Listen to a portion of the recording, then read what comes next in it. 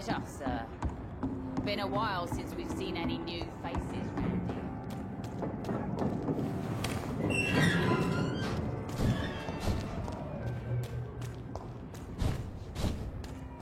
Cross the leech, boys!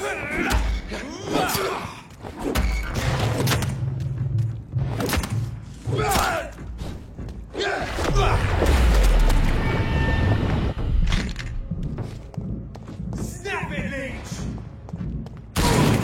Leech! Over there! There's one of them vermin!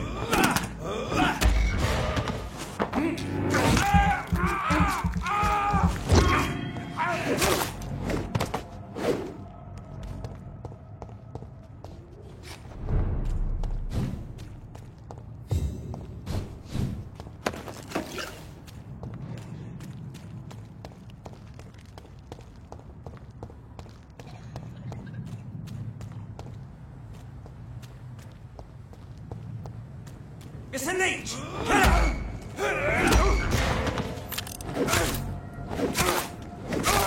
We have to stop it!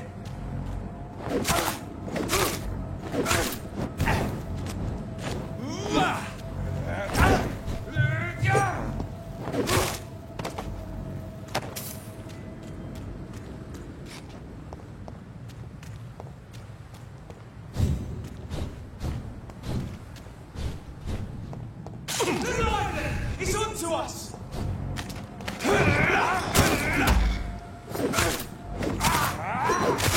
Die, vermin! We have to stop it!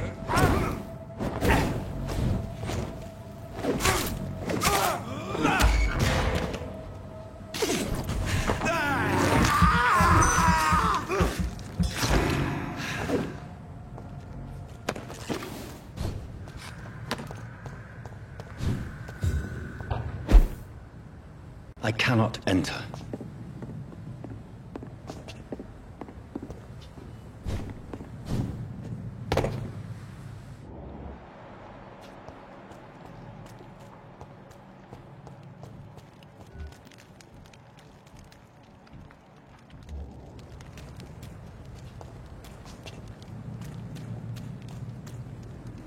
Speak English, do ya? What is that? There's one of them!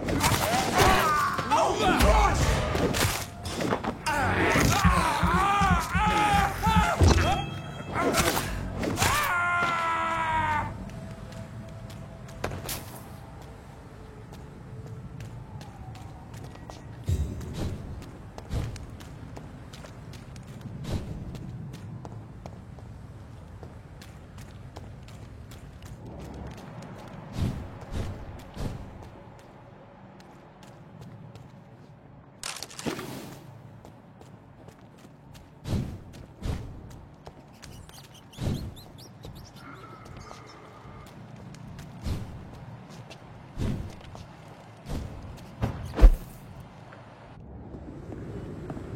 It's locked, all right.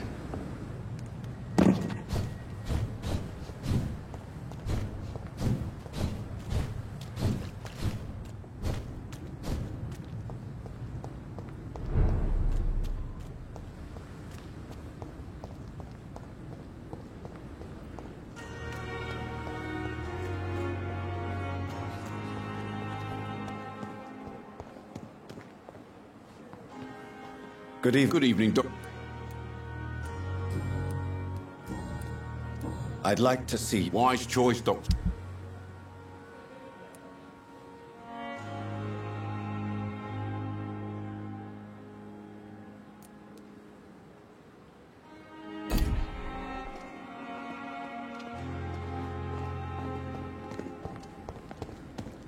It's safer here than anywhere else.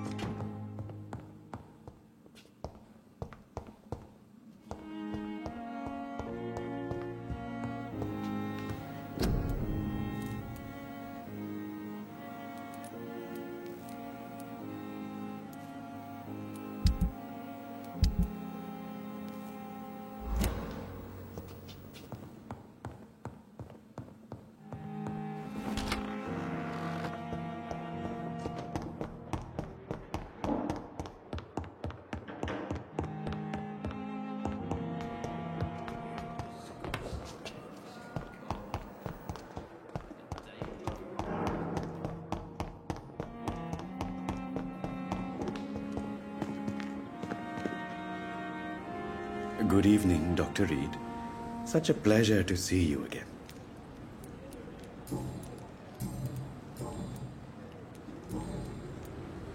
Please show me what you have to sell. Of course. It's just trinkets and curios, really. But I'm sure they can be useful.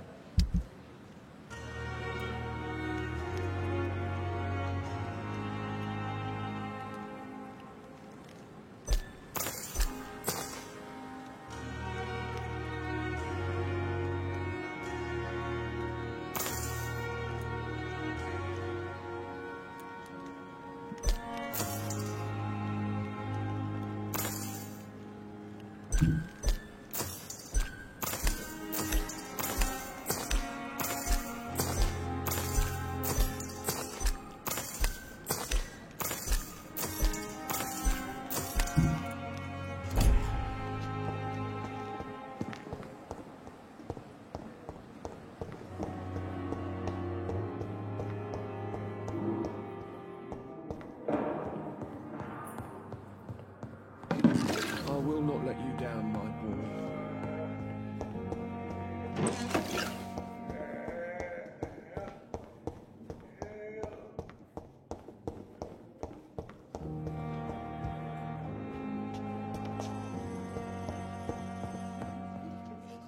Dr. Reed, may I...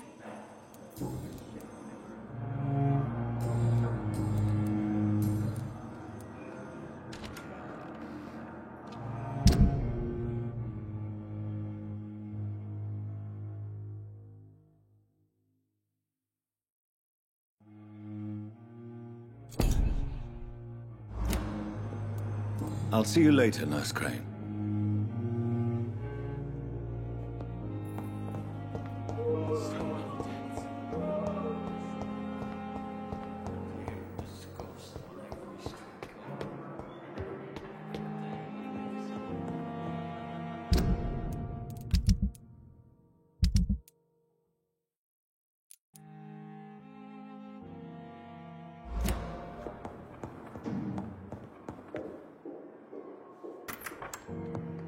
Please, Jonathan, come in. Fascinating, is it not? In the last decade, so many mysteries have been brought to light with our microscopes. The human body, biology's penultimate frontier. The more we explore its boundaries, the less we're able to trace a clear line between life and death. You, my friend, have a foot in both countries. The view must be vertiginous. It's at least as vertiginous as chatting about vampires with you, I would say. This must be all so new to you. This area of town, the hospital, a brand new life. How stimulating it must be. I wish I could share your enthusiasm, Dr. Swansea, but my condition defies scientific categorization. Undead? Unalive? Immortality defies logic. I cannot express my thrill at this serendipitous turn of events. The world's most eminent specialist in blood transfusions, a vampire. One might say a gift from heaven.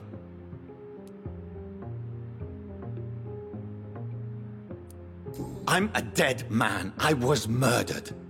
Now I'm a murderer. Tell me how this is a gift. Forgive me. I've been an admirer of your work for a long time, and now you are so much more than a brilliant physician. And please, call me Edgar.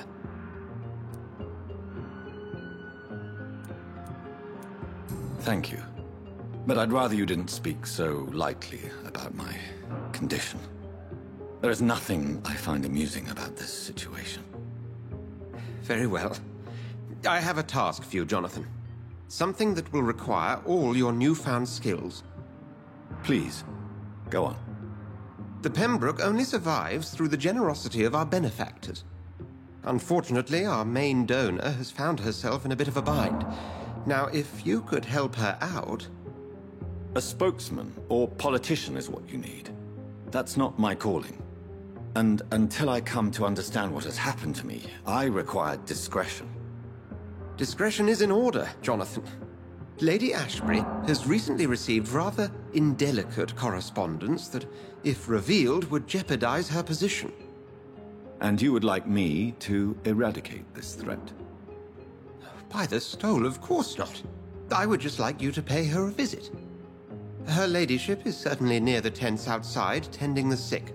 You can't miss her. Look for someone impossibly delicate. Accepted. I'll see what kind of trouble Lady Ashbury is in.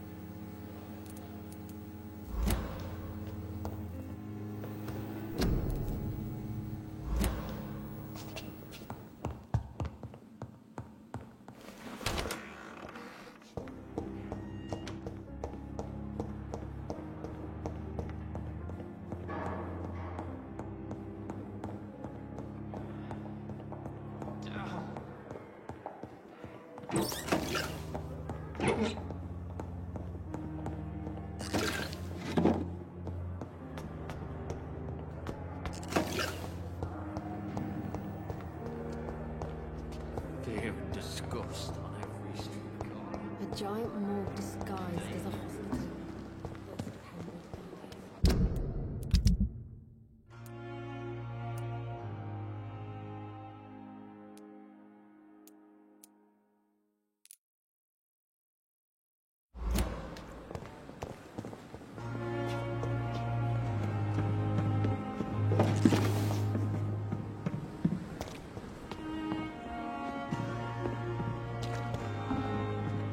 Good evening, Nurse Hawkins. Good evening, Dr. Reed. Do you need medical help yourself, Nurse? I'm afraid I've contracted some illness, Dr. Reed. Not under my watch, Nurse. Take this. You'll feel better. Thank you, Dr. Reed. Goodbye, Nurse Hawkins.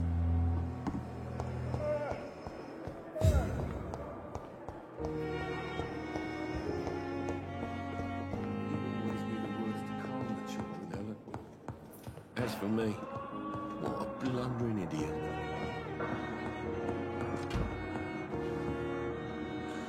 Good evening, Mr. Fiddick. Good evening, Dr. Reed.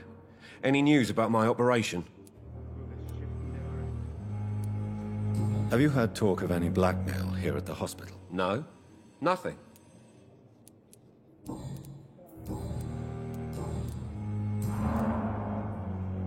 Is there anything else that's bothering you? Can I help in any way? I'm all right. Considering the state of this place, I should consider myself lucky, I guess.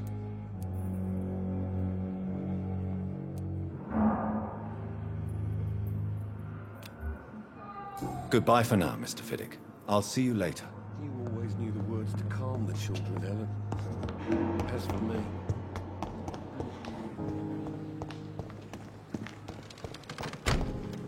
I cannot enter. You ended up on my plain and cold medical bench, sir.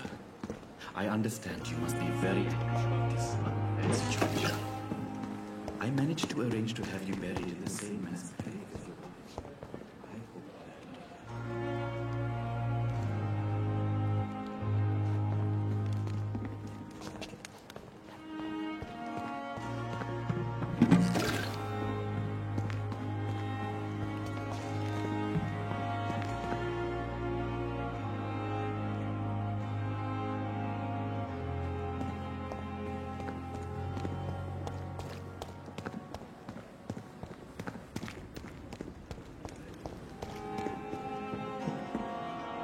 Good evening, Dr. Reed. Such a pleasure to see you again.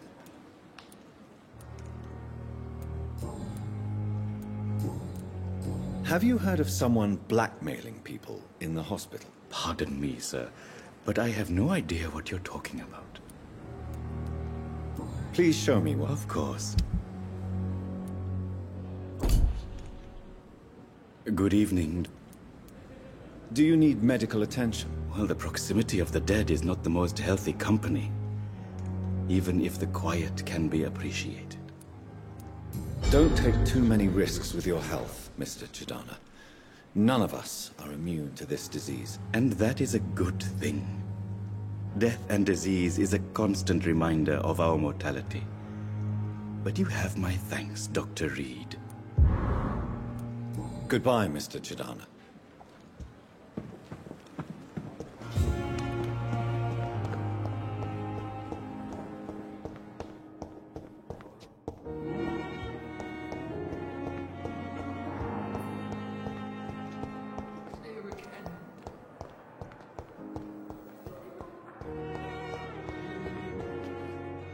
Good evening, Mr. L. Evening. Have you heard rumors of underhand dealings in the hospital? If you want to know what's going on here, you better talk to Miss Jones. She knows everything. Especially what she shouldn't.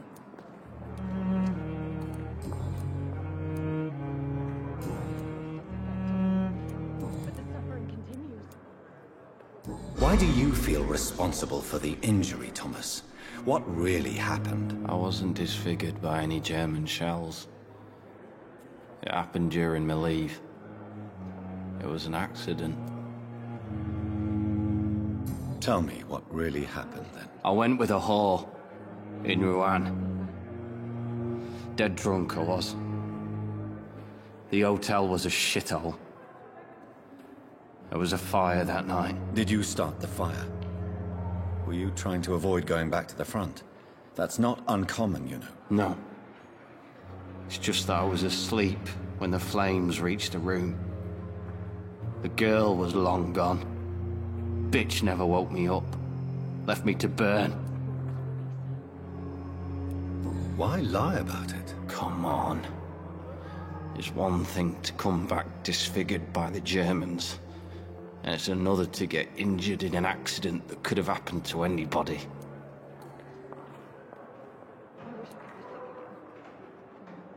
Reconstructive surgery has been very successful for some soldiers. I don't want to wear a bloody mask for the rest of my life. I'd rather stay here and just be forgotten.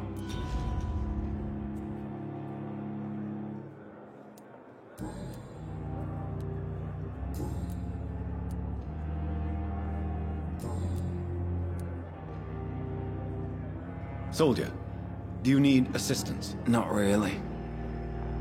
I think I caught something in this bloody hospital. I swear I'm dead, yet smiling inside, Dr. Reed. As long as you remain here, I will make sure you don't have to worry about your health. Don't think you can do much about it. Damage is done.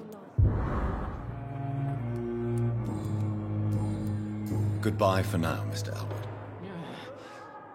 Damn. The pain. It's here again.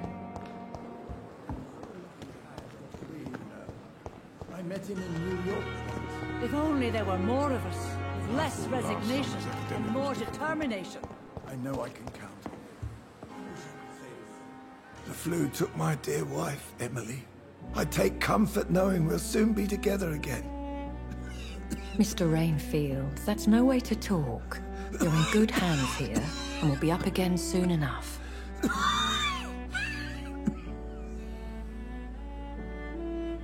Now do me a kindness and get some sleep. I'll be back round later. Your words are kind, the blessings of an angel. You're the sweet, sweet Lady of Mercy.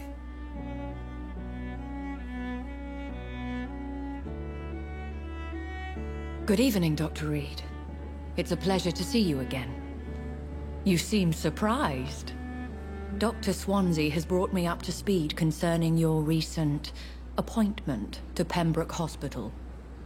You're a the lady who saved me that night, before vanishing into thin air.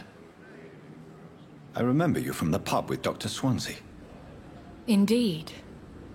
Allow me to introduce myself formally this time. My name is Lady Ashbury. I remember you well, in spite of the brevity of our encounter.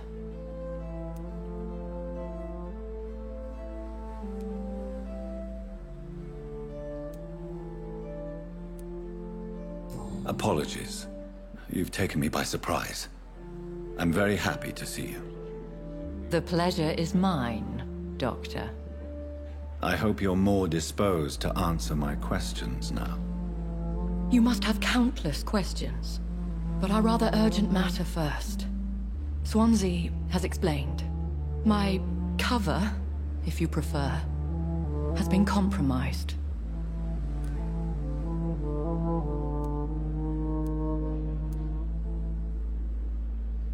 Pardon my boldness, Your Ladyship, but I have questions concerning this condition we share.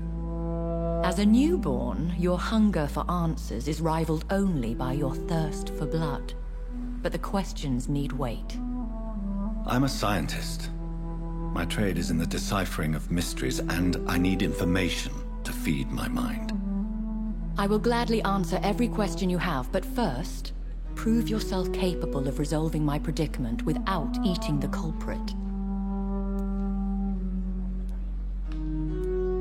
Dr. Swansea has commissioned me to be your agent in this matter. You could start by explaining what's amiss. These past insufferable weeks, I've been the victim of extortion. I've made a first payment, but the blackmailer grows greedy. I must refuse his most recent demands.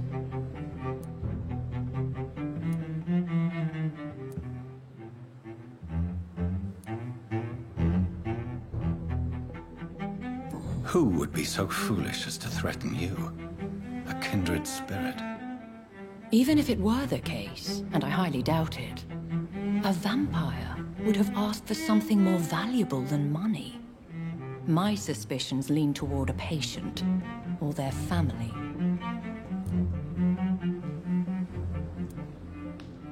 What are your expectations? Please be precise.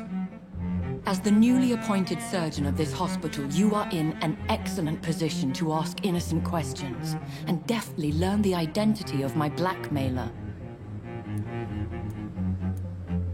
If we're dealing with an ordinary criminal, surely you've the means to deal with it yourself, if I may.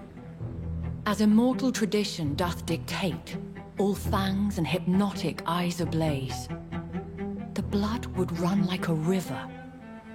That's what I hope to avoid. Violence has a tendency to spiral out of control. Please continue. Every detail is essential. I'm your man. My embarrassment in this matter is eclipsed only by my shame at having put the hospital at risk. The threat from our anonymous scoundrel is clear. A list of dates. My visits coinciding with the dates of suspicious patient deaths due to massive blood loss. Is it true? Now aren't you the blunt one?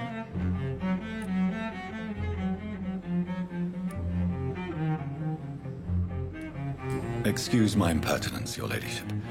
This is not an interrogation. I assure you that this line of questioning is in your best interest. In all honesty, I'm not simply a patron to the hospital. My visits serve a dual purpose. Dr. Swansea has been treating my condition with a revolutionary technique of blood transfusion. It seems you are a specialist in the domain. I'll take care of it. Do you know where I should start? If that was the case, I'd settle the matter myself. You could talk to our local gossip, Harriet Jones. Not a pin drops here without her hearing about it. I'll meet that woman now. My life, as others know, is in your hands, Dr. Reed. I'm sure of your discretion, but I do fear your powers of persuasion will be put to the test. When this is resolved, I'll be your obligé. I'll answer all questions in regards of your condition.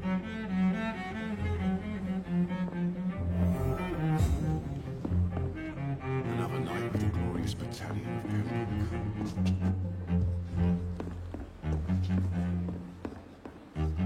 Is our little mystery closer to being solved, Dr. Reed? I think of nothing else, my lady. My situation is delicate, and it occupies all my thoughts. The blackmail must stop. I need assurance.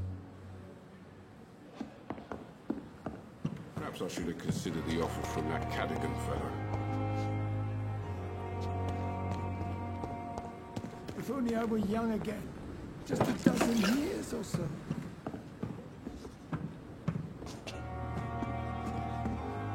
Good evening, Dr. Tippett. Dr. Reed, any good news to share? Have you heard of any underhand dealings going on in this hospital? I have no time for such triviality, my dear colleague. We're here to save lives.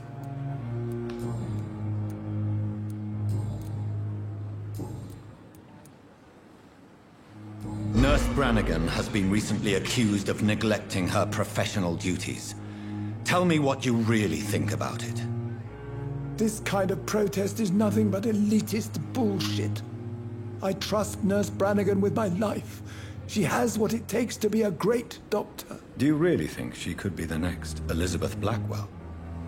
Believe me, Dr. Reed, a time will come when skill and skill alone will determine who can be a physician and who cannot.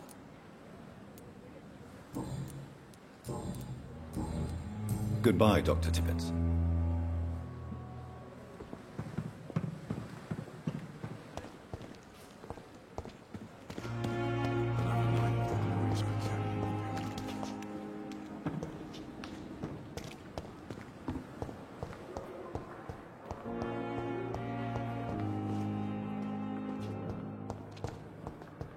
Simpletons, these nurses. Hello again, Dr. No Reed. respect.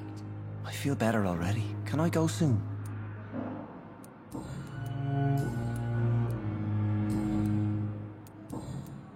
Goodbye, Mr. Hampton. We'll talk again later. Cold will be made death. This dead flesh needs it. Oh, please spare me, Dark Queen.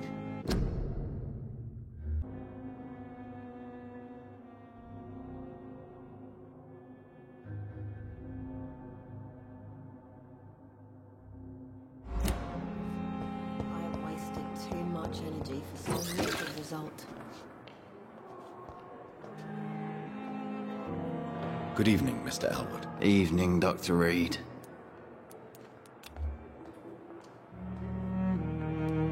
Goodbye for now, Mr. Pure disgust on every street Please, every corner. last one of them. The daily routine.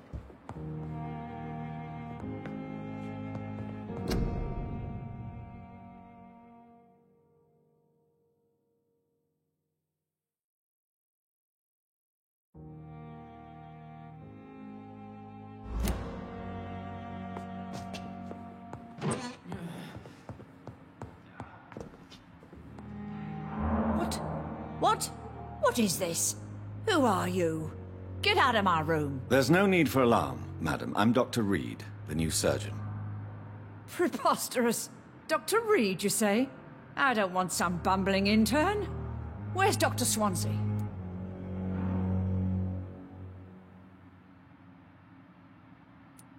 Please, calm down, madam. I assure you that I am highly qualified.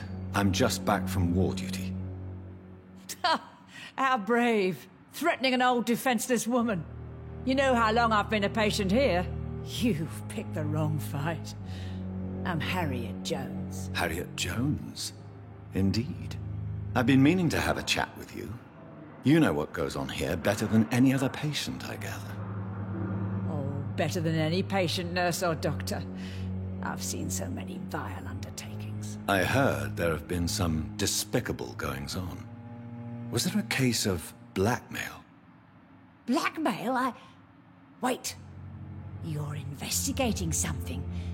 This isn't a social call. One of those incompetent cunts slit a poor sod's vein.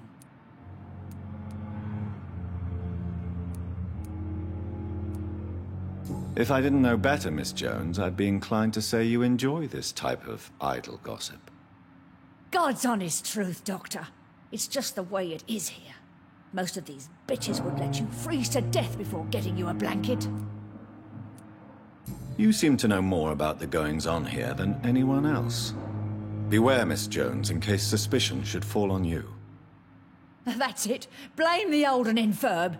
I see those little bitches' greedy little eyes. Just waiting for me to pop off they are.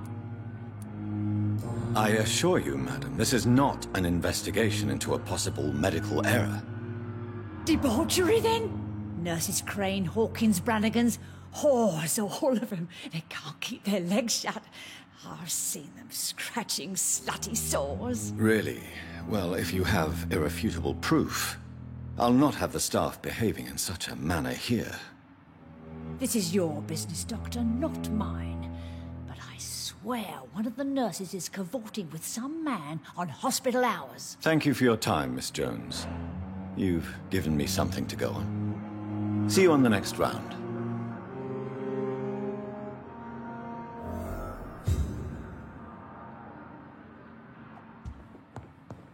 The patients and staff might know something. I'll start my investigation with them.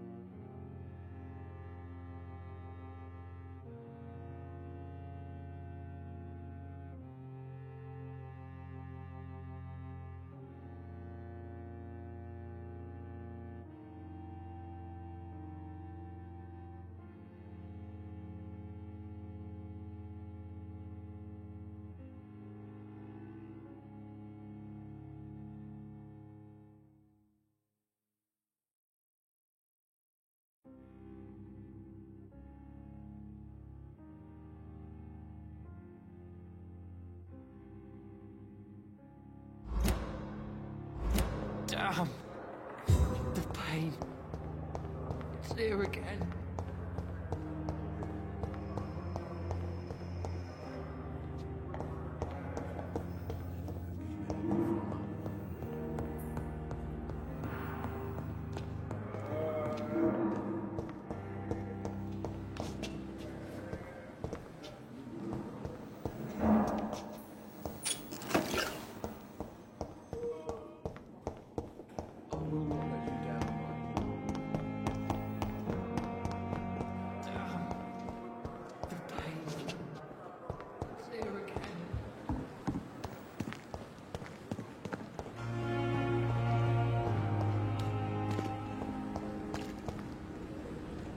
Good evening, Nurse Brannigan. Good evening, Doctor.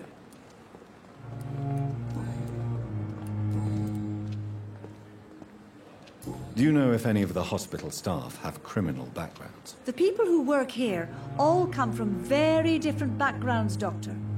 Just like the patients.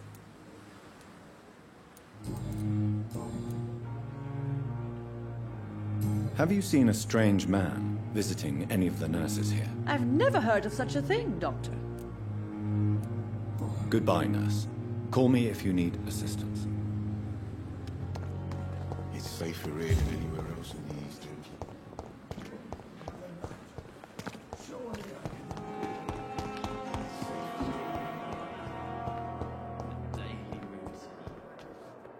Good evening, Nurse Hawkins. Good evening, Dr. Reed.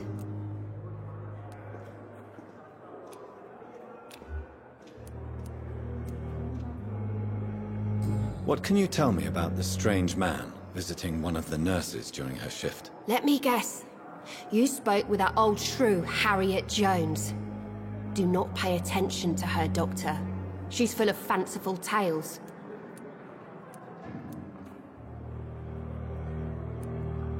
No matter how you feel about her, Miss Jones deserves our help. Who says I don't care for her? Hate is what keeps that old crone alive. She could have been telling the truth about the mysterious man. That old witch will end up in hell soon enough. Who cares if a nurse finds some happiness where she can? What can you tell me about the strange... Let me guess. Goodbye, Nurse Hawkins.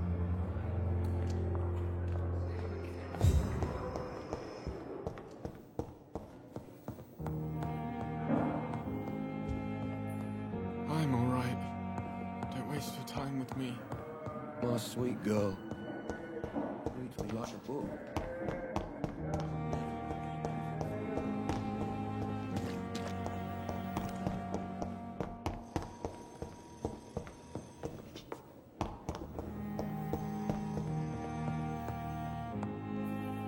I'm quite busy right now, Dr. Reed. Have you heard about any blackmail going on in this hospital? Blackmail? Nonsense.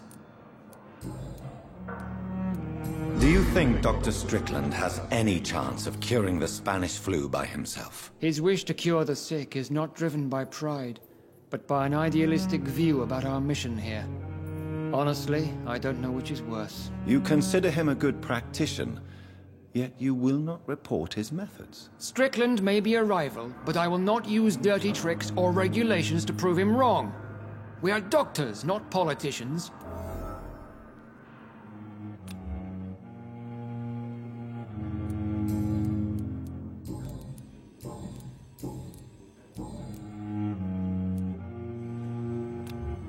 Do you need my assistance? Don't be ridiculous. I'm capable of dealing with this myself. I've just not taken the time to do so. I will see you later. Thank you for your time. We'll talk later.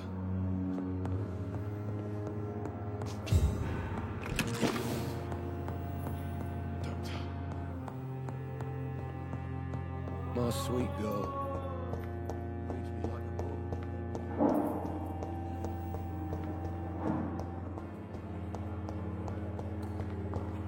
Fear of disgust on every street corner. The daily routine.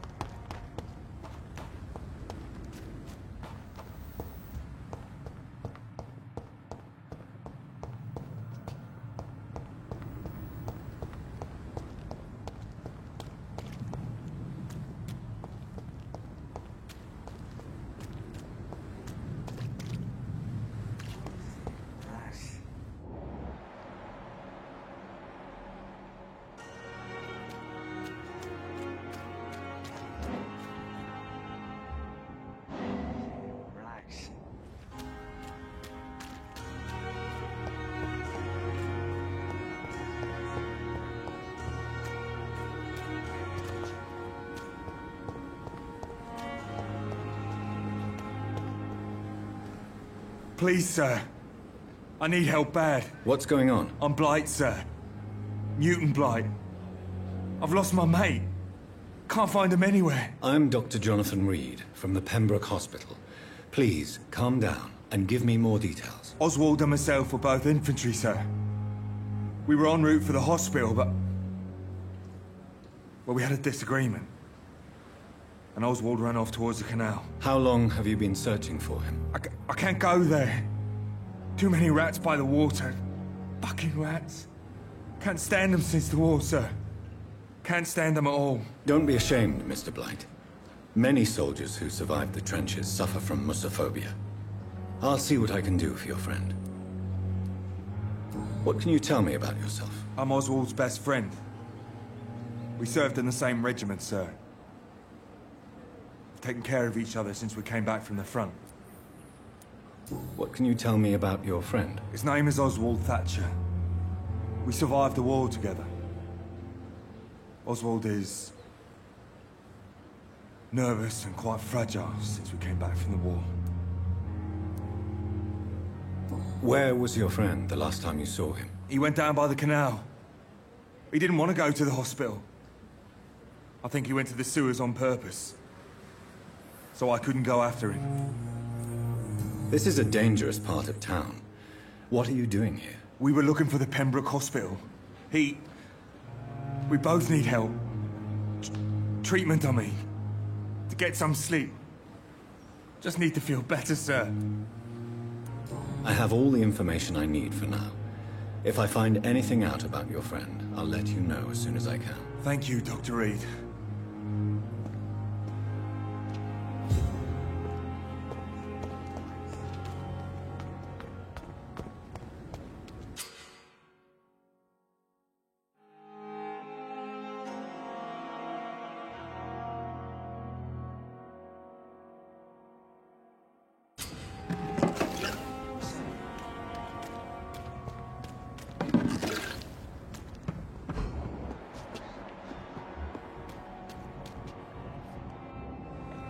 You're sure you don't come back with me?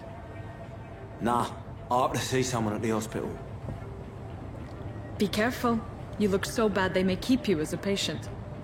Fuck 'em. I don't like hospitals, or doctors. Well then, when you go back to Whitechapel, you may find this useful. What is it? A pass for a free medical exam by the best nurse available. Just read it. I don't read well, but thank you, I guess.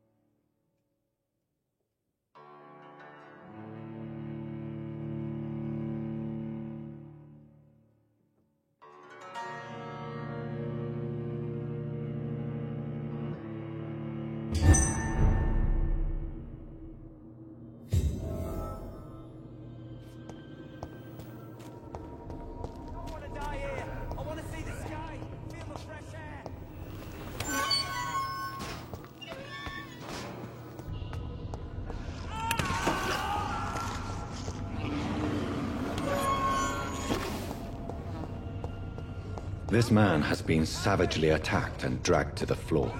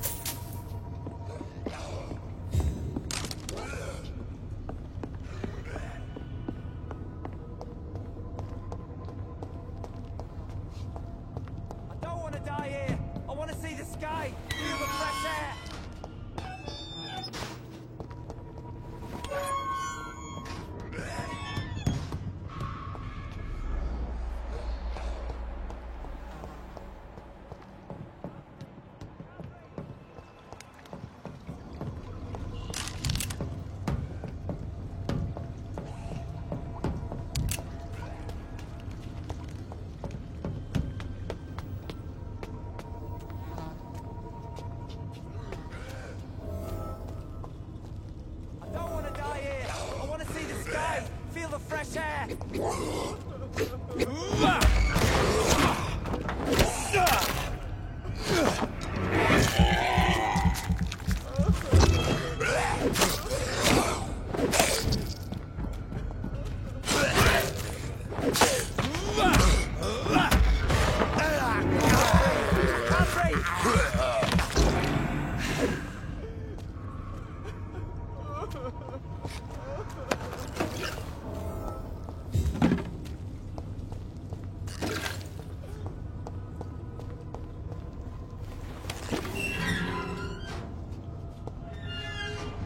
Are you injured, sir? Help me get out of here! I need to get out! I'm Dr. Reed, and I'd be glad to help you, but you must calm down first. Please, take a deep breath and tell me your name. Okay. I'm Oswald Thatcher. Please, I need to get out. Mr. Thatcher, your friend Newton sent me to help you. Do you remember him? Yes, I do. Good. Now leave this place and enjoy the cool night air. It's quite invigorating. I'm sure you'll feel better if you do.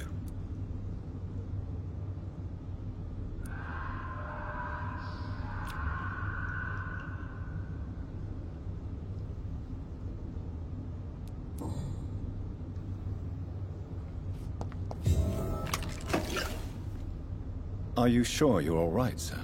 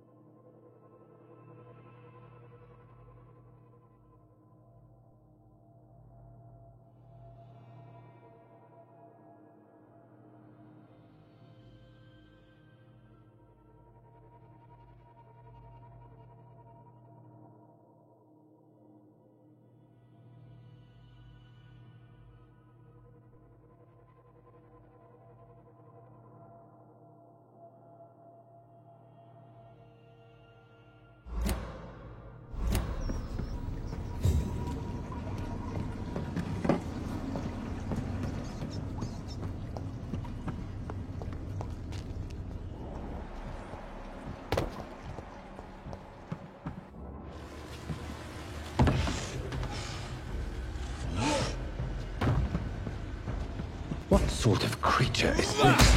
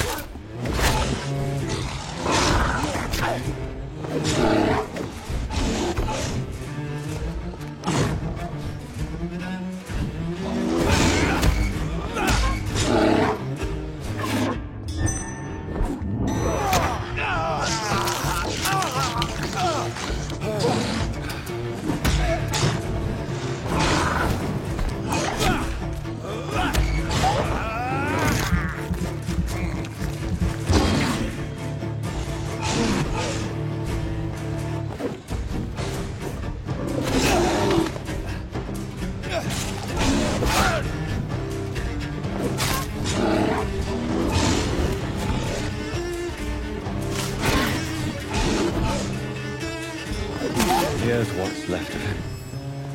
Not a lot to check, but I should anyway.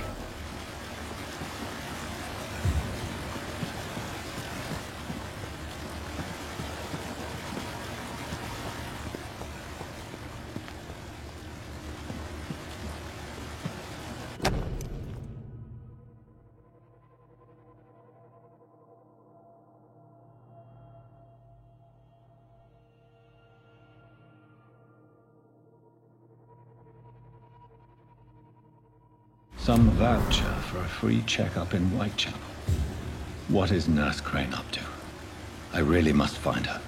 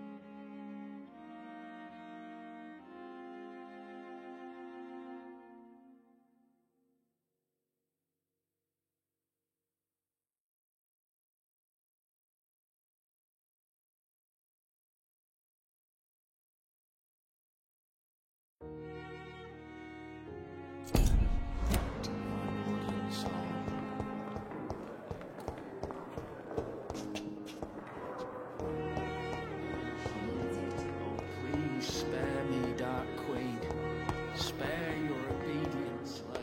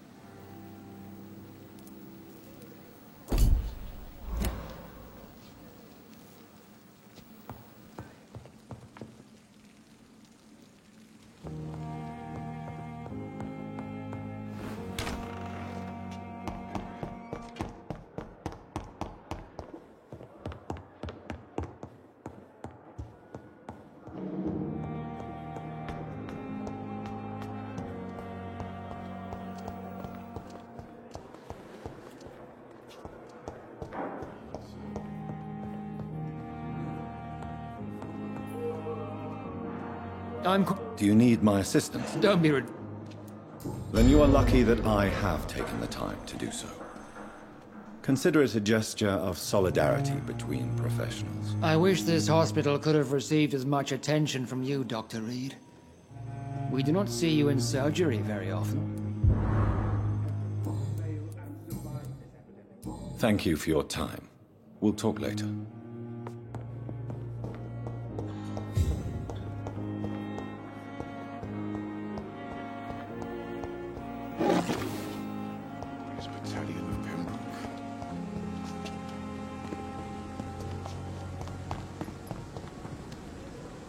Good evening, Doc.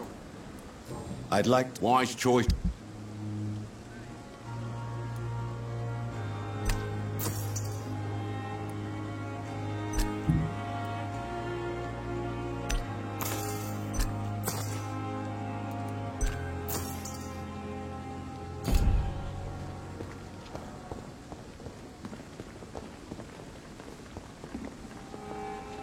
Good evening, nurse. Good evening. Do you recall... Thank you for your... Goodbye, nurse. Call me if you need assistance.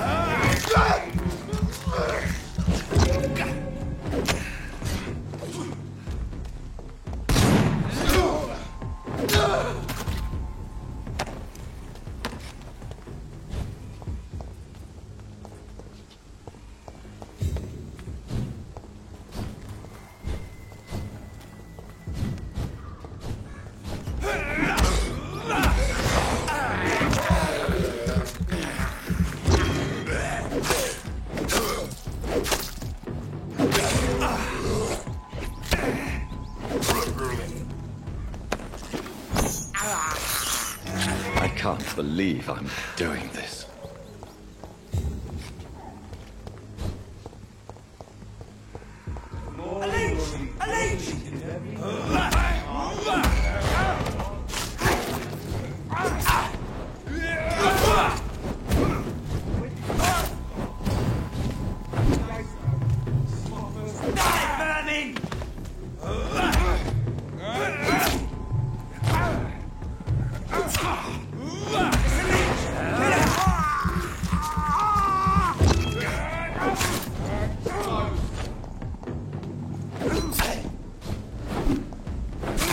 We have to stop it!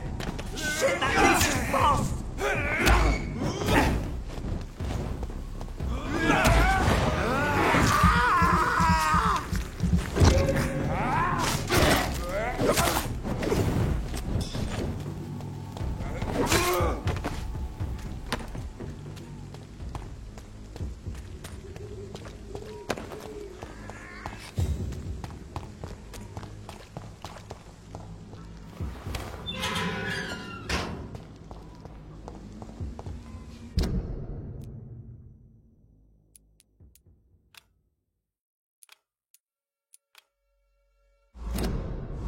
Whitechapel.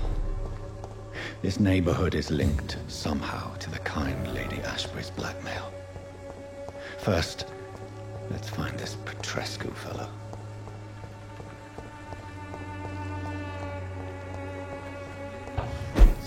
Not me. How are you, boy? I'm not your boy, all right? Now piss off.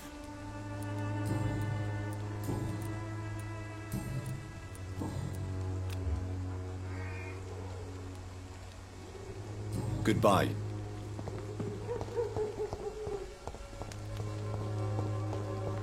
Its effectiveness has been proven by many. Even the flu is no match for the Swanborough cordial.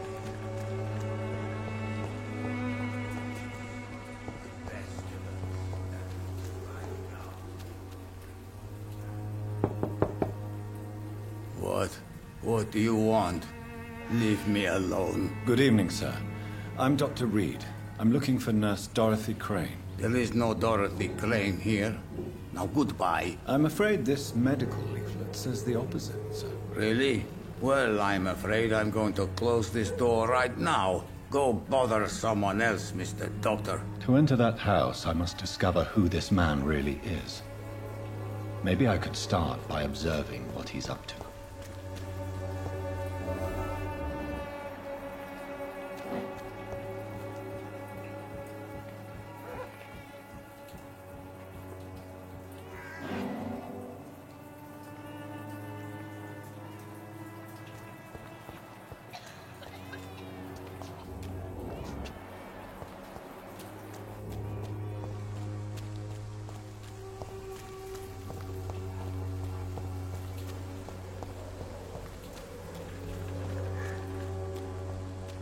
I cannot enter.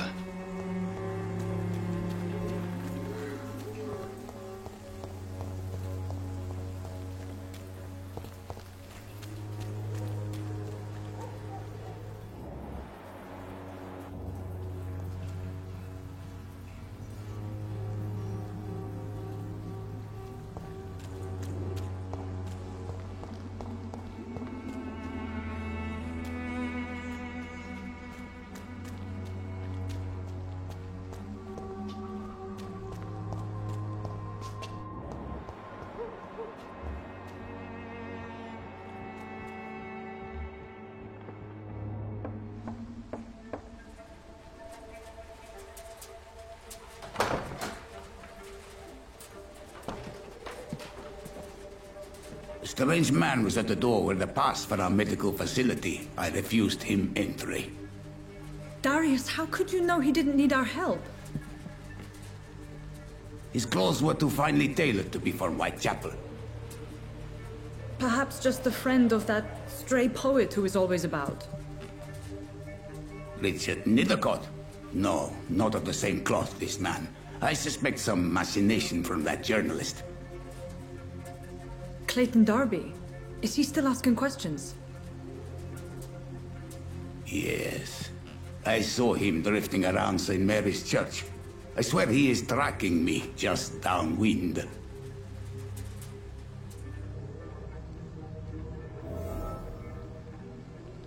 It's I must talk to that journalist or the poet. They must know about Darius. Nearby the church they just mentioned.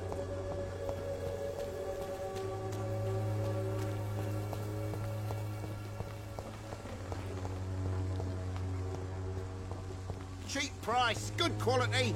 Come on, take a look. Don't be afraid. You never...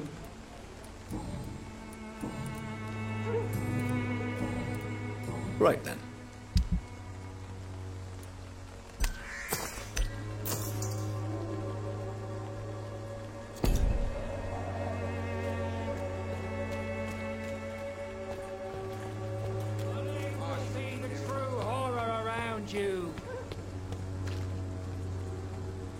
Good evening, Doctor. Can I help you?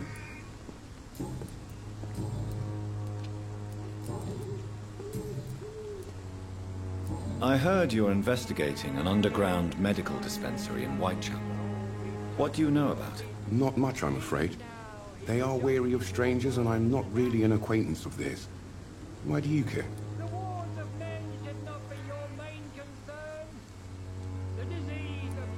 I'm a doctor, Mr. Darby. I care about everything involving public health and this epidemic. Are you sure you're not just concerned about the repercussions that a scandal involving a certain Nurse Crane from the Pembroke Hospital would bring? Without a doubt, you are a damn fine journalist, Mr. Darby. What do you know of her accomplice, a man named Darius? I don't know much about the man. He's very cautious. Never goes out. Doesn't seem to have any friends or family. He has no relatives at all? No. Except for that strange man, a poet named Richard Nithercott, who sometimes comes by. Darius would never let him in. Where can I find this Mr. Nithercott? He spends most of his time lurking around Whitechapel, talking to himself or declaring verses. These days, you can usually find him behind the church. He never goes out? No. A few days ago, he unexpectedly did. I followed him, but it was just a ruse to keep me away from his house. Really? How do you know? He went to the nearest mailbox, but just before posting his letter, he ripped it up and threw it away.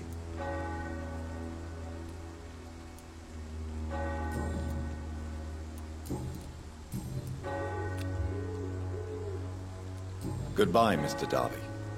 Farewell.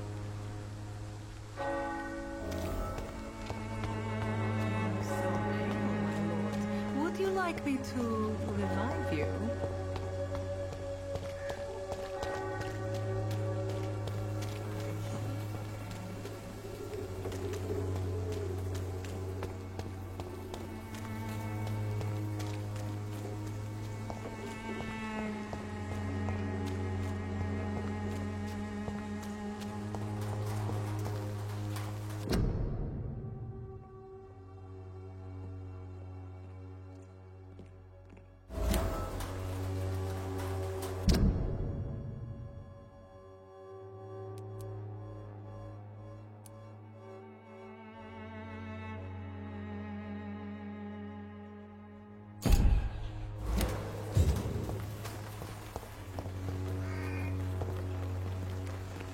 Good evening, miss.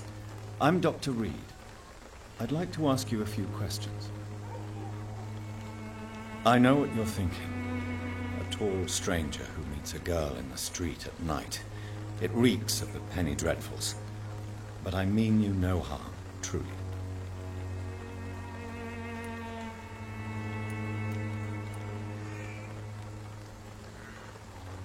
I know you understand what I'm saying. Your silence has nothing to do with you being mute, does it? Melia, I know you work for Dorothy Crane. Please tell me about her secret dispensary. A stubborn and mute comrade. Nurse Crane and Darius Petrescu have been clever.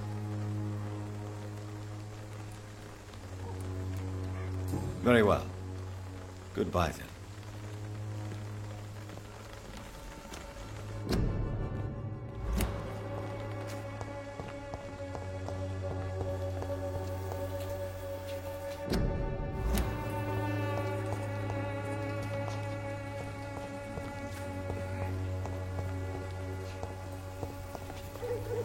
Hello again. You don't seem to need my medical attention for now.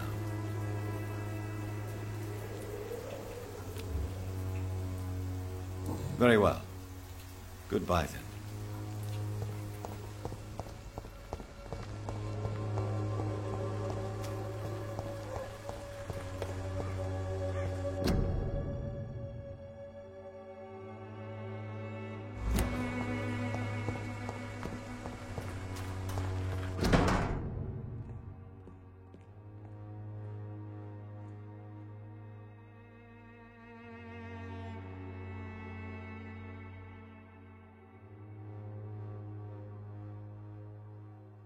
The content of Darius' letter to his...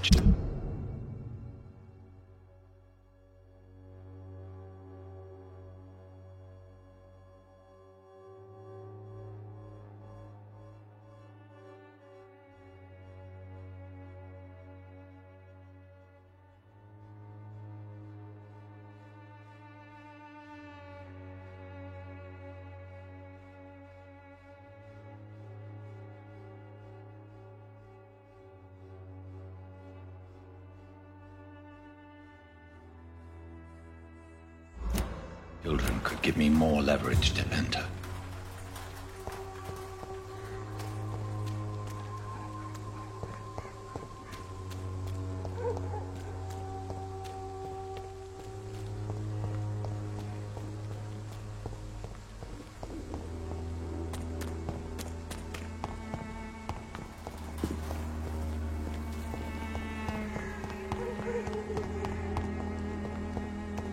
It's locked.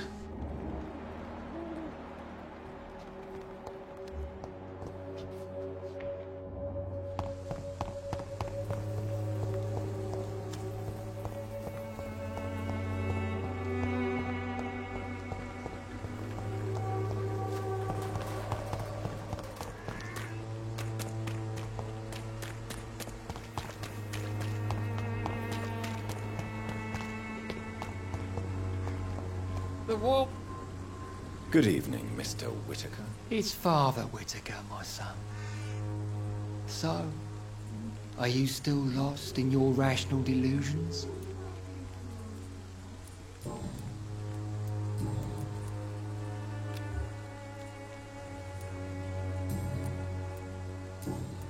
Don't you fear getting sick yourself? Faith gives me all I need, my son. If I must fall, then so be it. No doubt your faith will prevail, but let me give you some extra protection against the devil's work. Medicine. Blessed be your generosity, my son. I have heard enough for tonight. Goodbye.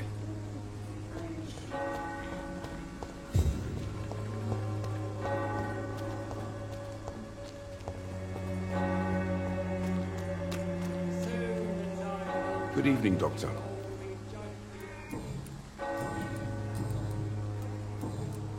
Goodbye, Mr. Darby.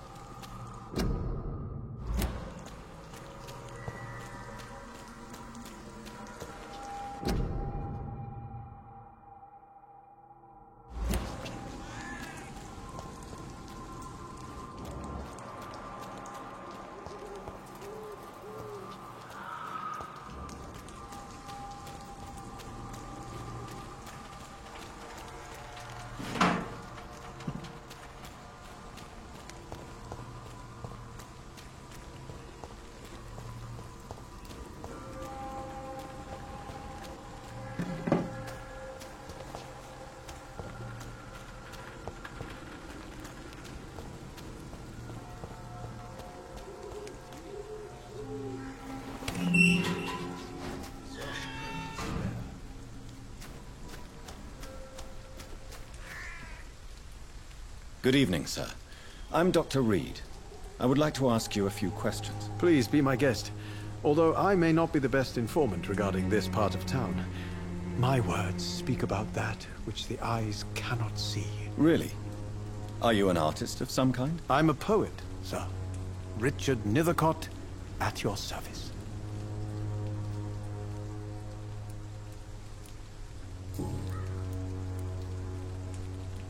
Tell me, Mr. Nethercott, why seek inspiration in Whitechapel? The place is not beautiful per se, but how to explain it? Stirring and challenging. Do you not think it a little morbid? On the contrary, sir. Whitechapel is full of life, full of beauty. Just like my dear muse, the wonderful Camellia. What can you tell me about Camellia? Not much. And that's the beauty of it. She can't speak, you know. She's a locked mystery who exhales kindness and sweetness.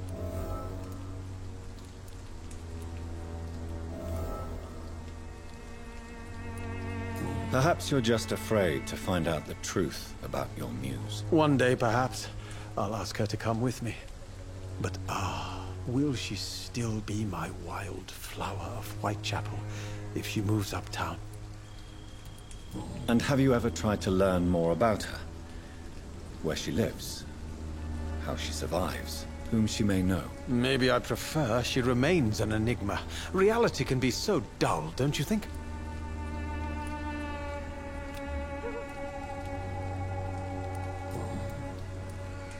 In what way, exactly? The struggle by gaslight, the barren smiles and the arid hunger under the rain. If you say so. Such vibrant antagonism and vivid paradox. The stripped humanity raged across each street. Vivid, of course, yes. And what about the poignant distress? Oh yes, the poignant distress. You see what I mean, don't you? That's what I want to write about, and that's what Whitechapel is made of.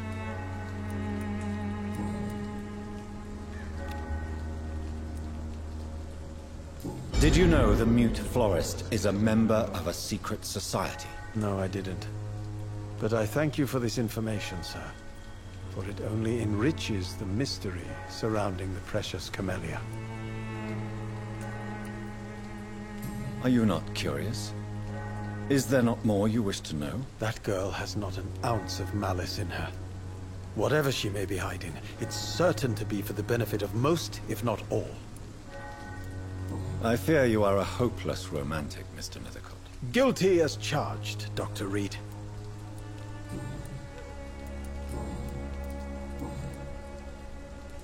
May I ask what you're doing at this hour of night, sir? Do you live here? Not at all. I'm just enjoying the pleasure of a quiet walk. Though night talks are always preferable, if you ask me. Especially with strangers. But are you not afraid of the epidemic? Oh, why should I? I see some equity in the Spanish flu. No flesh should be saved, say the scriptures. Good or evil, rich or poor, all are equal in the eyes of the flu. If you say so. But as a physician in a time of epidemic, I must caution you to avoid unnecessary exposure, sir. Thank you, Doctor. But we both know the seeker of truth has to go boldly where the weak dare not.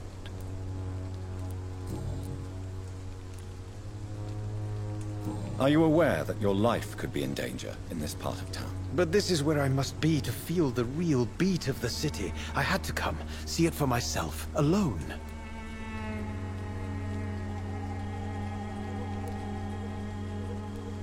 I understand your need for solitude, but it's not safe around here.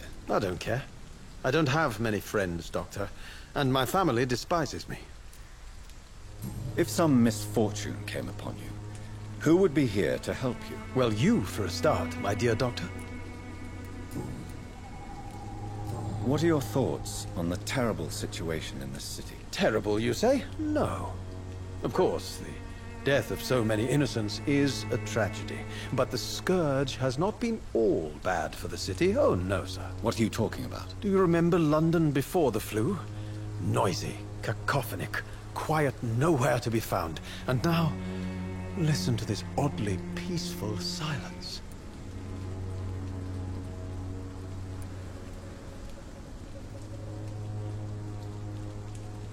My mother loved poetry. Perhaps your words would have touched her sensitive nature. I only see a dreadful disease. Most people fail to understand my perspective. I don't blame them. But how could I call myself a poet if I veiled my feelings?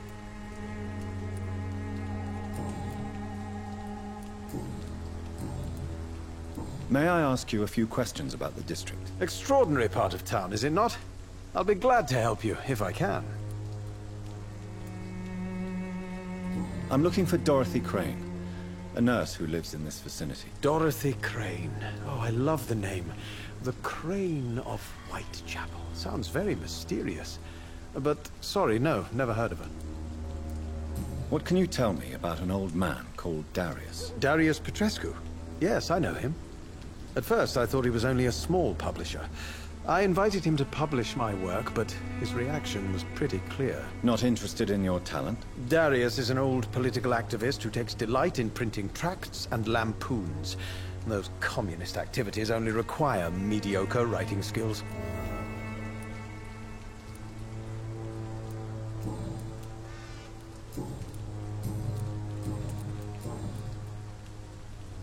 Do you need medical attention, sir? It may be wise to let you prescribe me something. I don't feel like I should. I understand your appetite for words and macabre beauty, sir.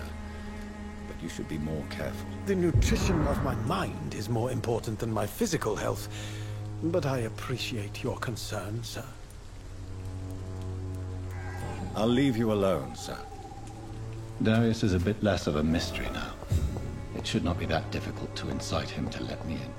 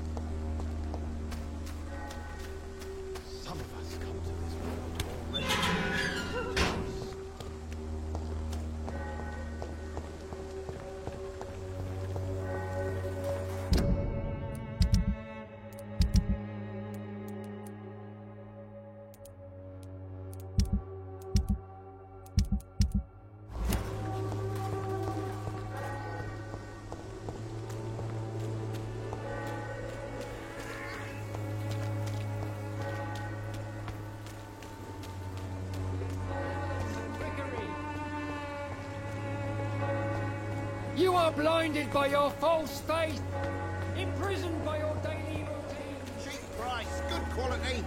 Come on, take a look. Don't be afraid. Fancy bar. You never lose. Do you need help? To be honest, I don't quite agree, but I won't argue with you. Please, take this. You'll feel better. Really? Free? Don't take it personally, but charity usually comes at a price. Human nature being what it is. Goodbye for now, Mr. Lewis.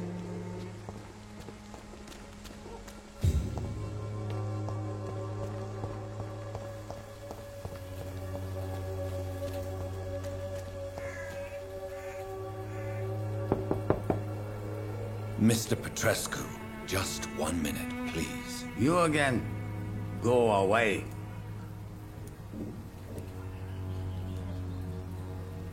Sir, wait. Stop this nonsense. I know Nurse Crane is here.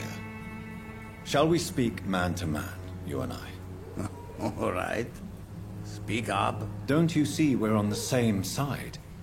We fight to help the poor, sick, and abandoned. I'm nothing like you, Mr. Doctor. Yes, you are. You too believe in providing medical care without charge. You know what we have to sacrifice to make the world a better place. I have to admit your words have conviction. All right, I'll let you see Dorothea.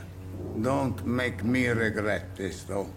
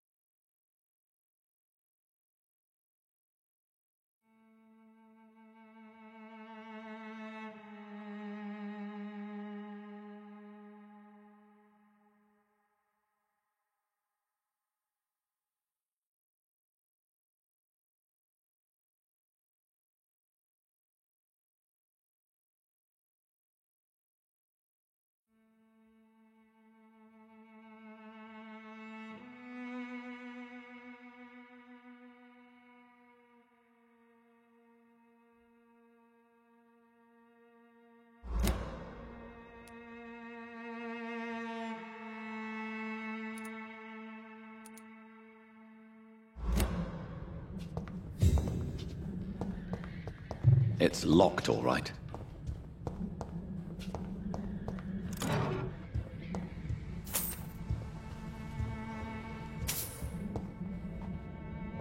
If you want to talk to Dorothea, you must go across the courtyard and take the stairs. We've not been formally introduced. May I ask your name and occupation, sir? I am Darius Petrescu. I'm here to keep snitches and spies away from Dorothea. And I also run this little print shop.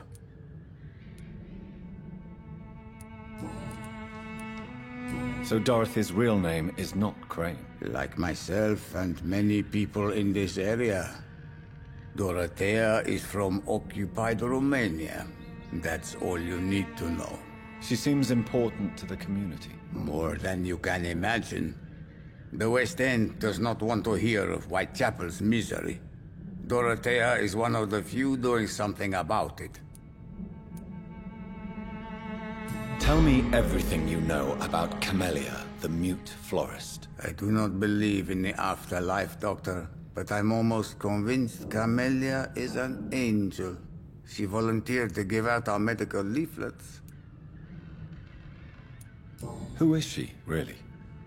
Do you know where she's from? She's not from around here, that's all we know. Camellia is not even her name. It's her favorite flower. You say she has no close family? Well, there's that awful poet who constantly follows her around like a lost puppy. A good man for sure, but a very poor writer. Are you not worried for her safety? She is as brave as she is tough, and clever too. If only I had met her when I was younger. Are you in love with Camellia, Mr. Petrescu? Don't be stupid. If I had met her when I was younger, we could have won our revolution.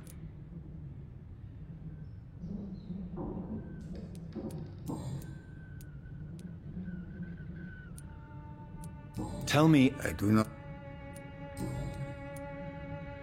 Did you refuse to publish Richard Nethercott's previous works, Darius? Yes. His manuscript is as pompous as he is starched. Now there's a man who loves the sound of his own voice. You could have told him so. As a great writer recently said, politeness is the most acceptable hypocrisy.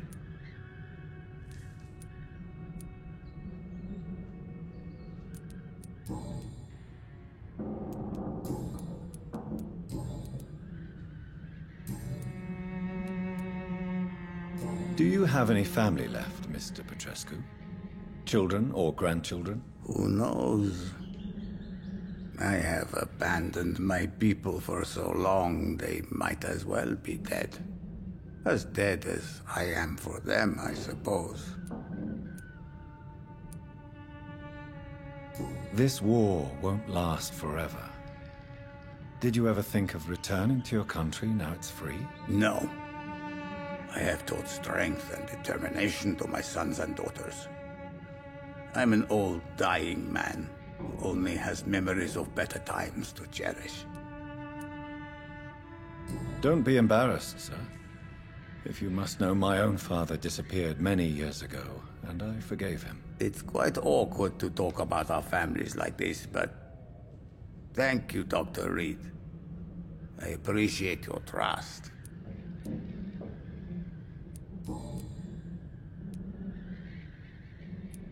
I know you fought for your country when it was occupied, Darius.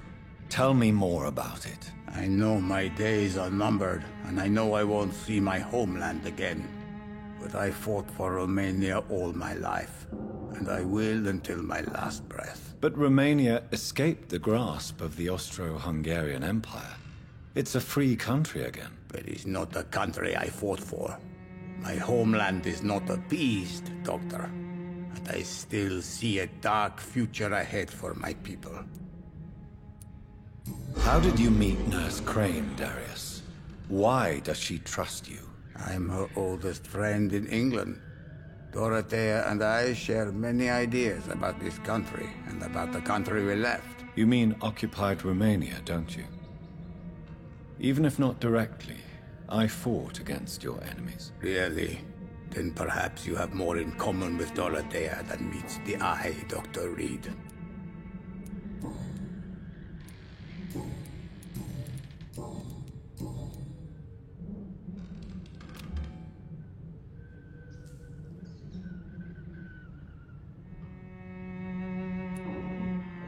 Do you need some help, Mr. Petrescu? I am very tired, but that is all.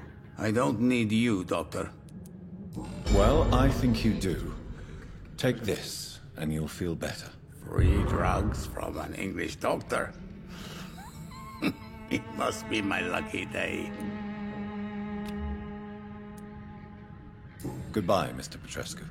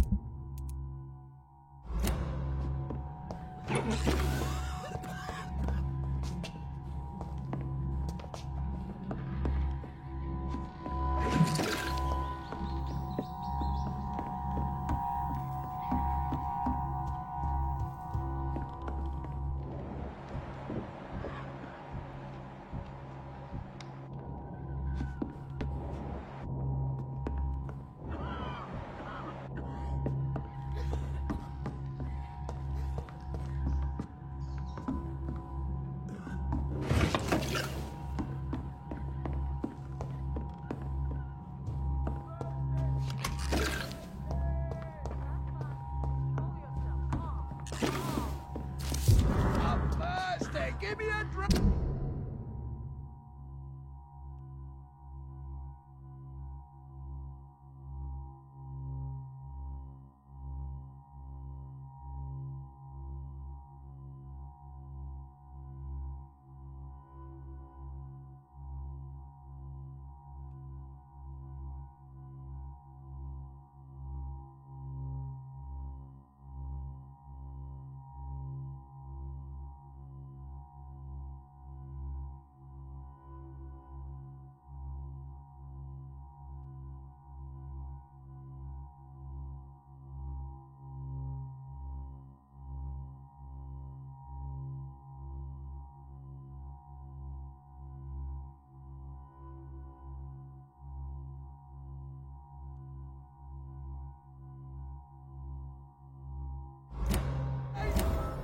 Razvan, can you...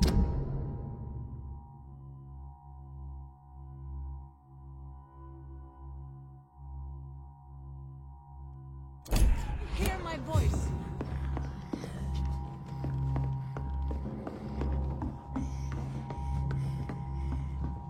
I need help! He's going into convulsions, Doctor! What do we have here, nurse? Patient Razvan Vasily. High fever running on 3 days. Complaints of dizziness, muscle aches, and head pain. Diagnosed with influenza. Treatment?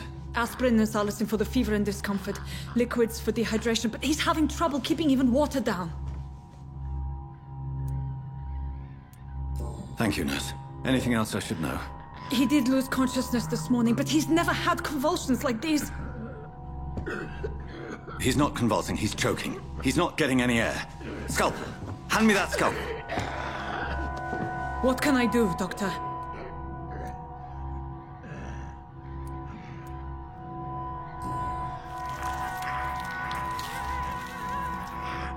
I need to perform a tracheostomy. Short pipe. That rubber tube will do. We're going to cut a passage for air through the neck. Yes, Doctor.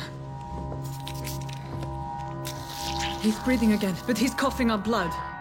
Internal hemorrhaging. I need to make another incision into the chest cavity to drain the fluids from the lung. Prepare another tube. A thoracostomy? Doctor, we've nothing to fight the infection. We need an aseptic environment. Right then, Nurse Crane. What do you suggest we do? I've no idea. I'm not the doctor. Time is of the essence. We need to perform a thoracic drain. Yes, Doctor.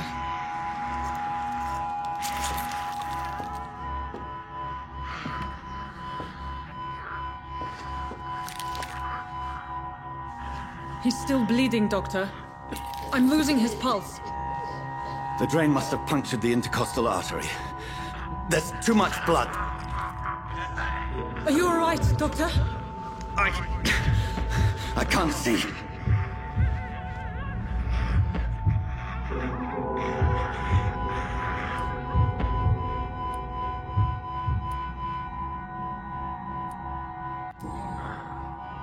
I must first suture the artery. Find the wound. The source of the blood. Needle and thread, Doctor. Good. The stitches are holding.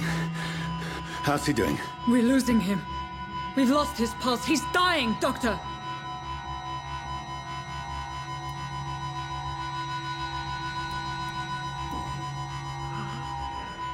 A dose of epinephrine, now. Yes, Doctor.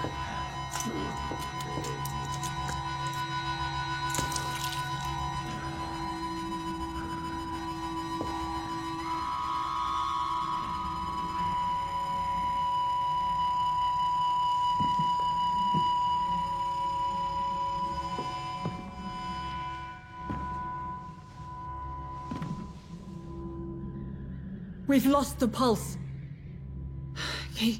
He's gone, Doctor. Nurse, we did everything we could. Truly? Everything you could. Is that how you'll report this in your log? Is this how the war went? Piling up one poor corpse beside the next? This was not an influenza-induced seizure. I've never seen symptoms like these on the continent. Neither have I. But the previous symptoms leading up to this attack were the same, indistinguishable from the epidemic. No. There was something more vile in these reactions. Something primitive. There have been numerous reports of mental breakdowns caused by the fever that accompanies the flu itself, Doctor.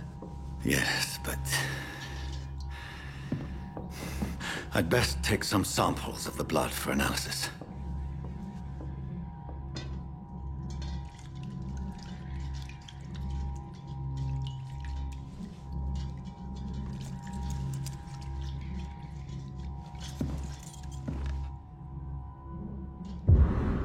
I doubt you're here to test my bedside manners.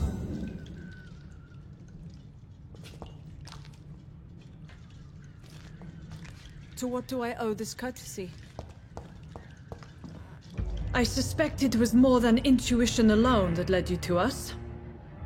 So, how might I be of service, Dr. Reed?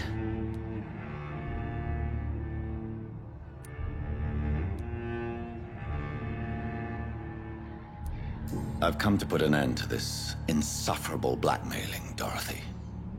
Doctor, you think your warnings scare me? I've stolen and plied, blackmailed and lied, but what else am I to do? I'm all these people have. But why Lady Ashbury? Why her, of all people? She's pristine and proper, all right.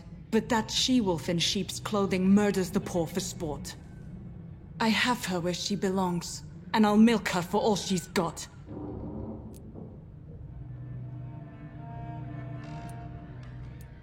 Dr. Swansea is a sensible and honest man. He wouldn't have refused your friend's care at Pembroke. It's easy for you to say, Doctor. These people cannot go to the police, nor to the hospital. They don't even speak English. They depend on me for everything. So, the end justifies the means. Is that your defense? I know you're kind, Doctor. Just another fine-heeled, silver-spooned gentleman who was given the world on a platter. You know nothing of poverty. Nothing of the shame, the hunger, the loneliness.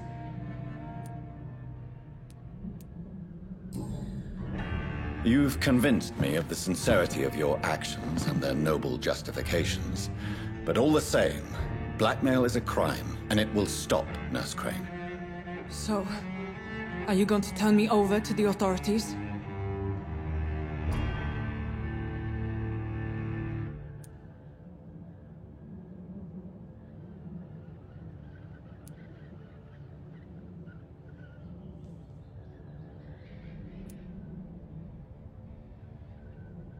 Listen very carefully, Dorothy.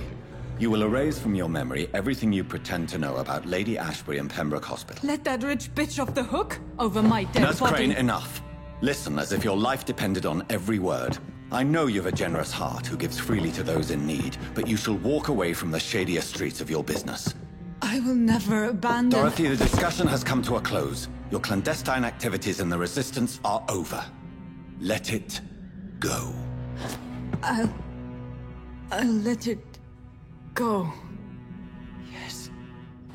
All gone.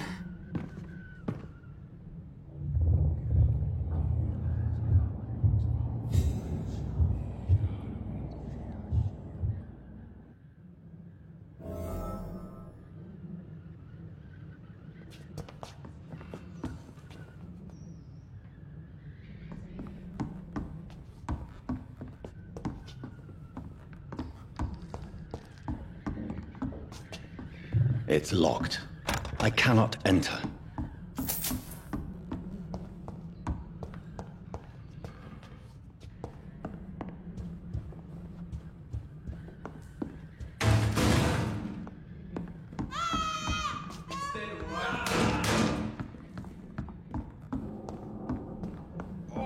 It's This one seems... He's mine!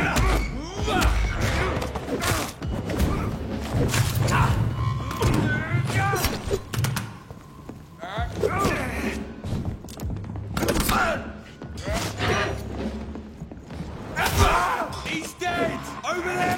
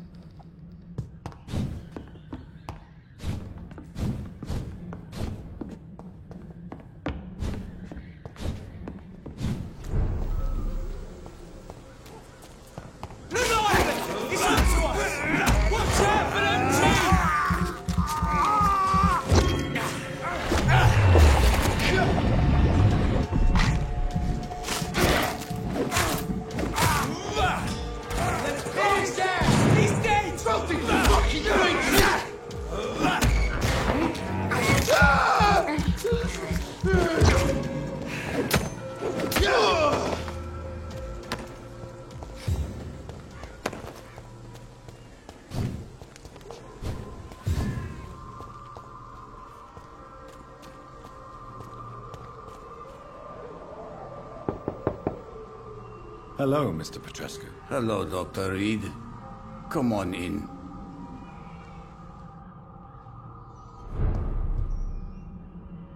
Yes?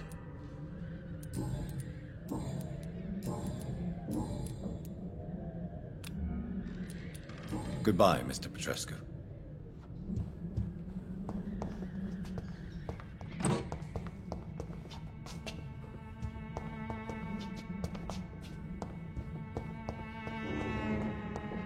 It's locked, all right.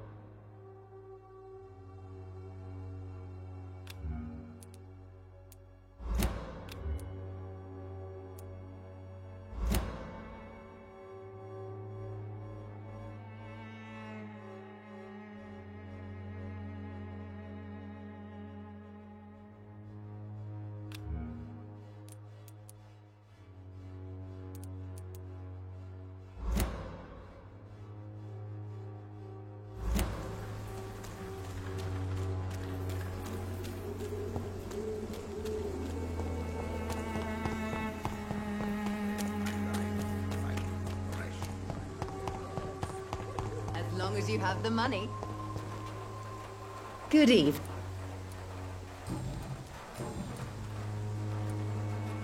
I'd like to see...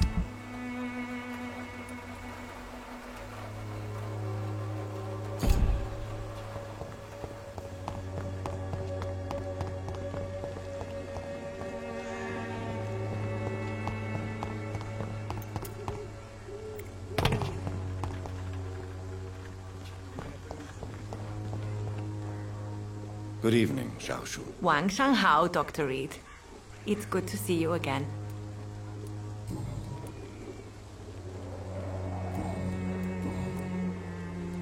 How do you feel now that you're back in Whitechapel? I've decided to follow your advice, sir. I won't forget the dead, but my efforts will be for the living. I've no doubt. That is a wise and useful attitude in this part of town. To be completely honest with you, I'm also doing this for myself. If I'm destined to survive this epidemic, I need my life to have some purpose.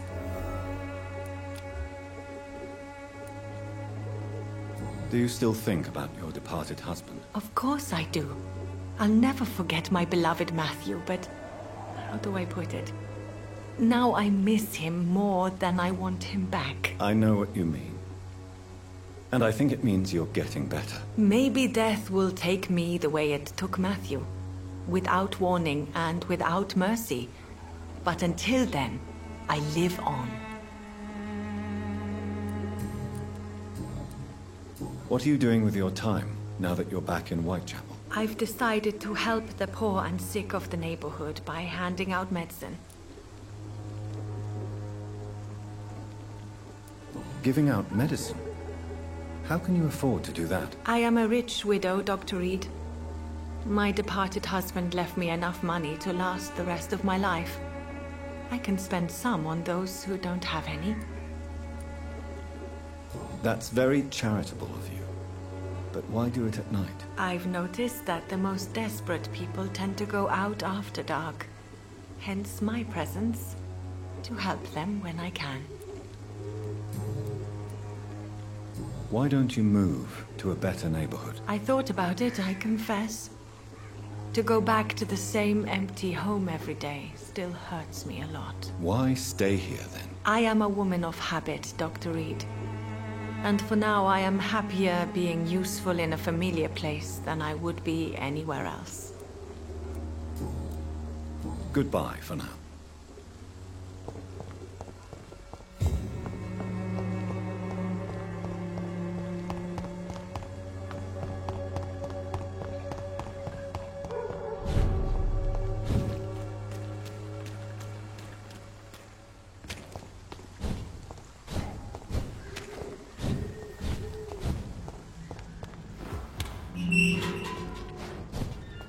Human blood. Whoever left these marks did so deliberately. Kill him, boy!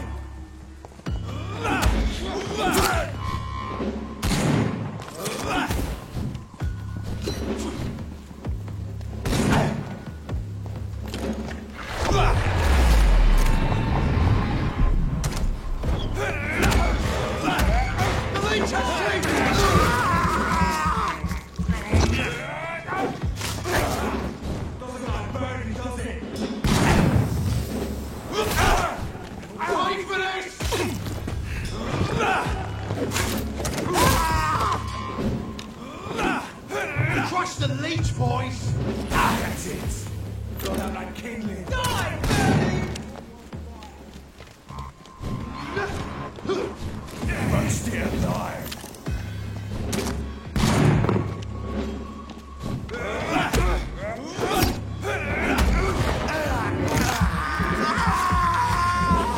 Burn it, boys!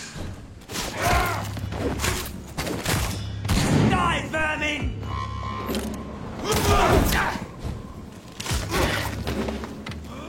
Let's see how it likes a bit of fire! Kill you!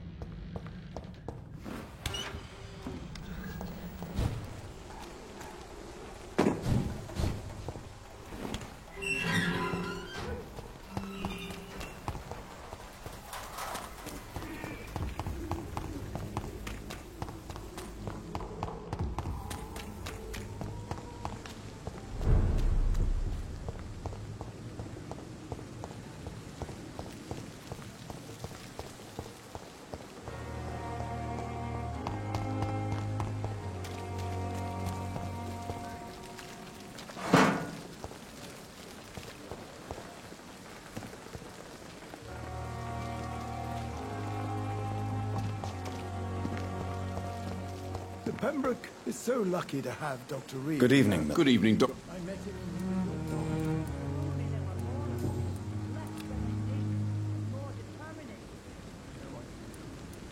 I'd like to... Wise choice. You look exhausted. You're pushing yourself too hard. You don't have to bear the burdens of this. Another night with the glorious battalion of Pembroke.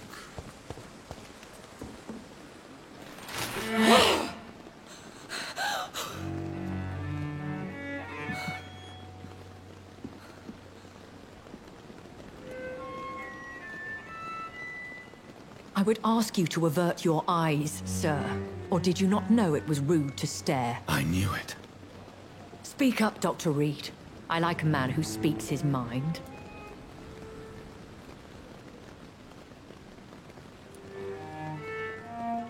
What prevails in the end, I wonder? The desire for blood, or to be of service to man? Spare me your sarcasm, Jonathan. You are but newly born in this world.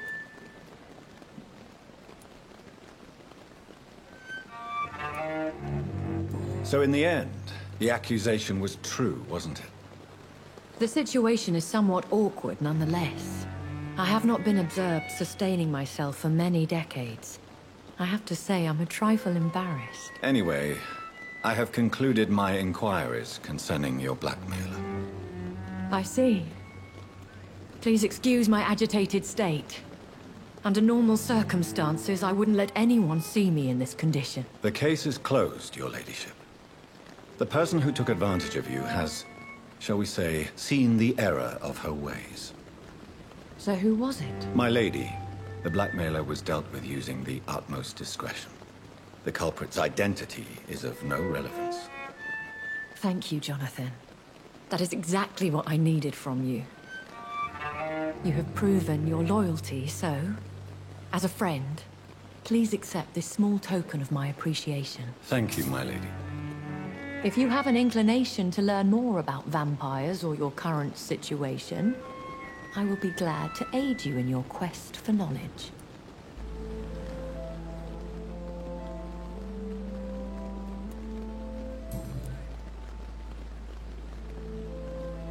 Why does Dr. Swansea allow you to feed on the patients of the hospital? Dr. Swansea is a good and compassionate man. He is trying to find a solution for our hunger. Until that happens, he is clever enough to understand that I only feed upon the dying.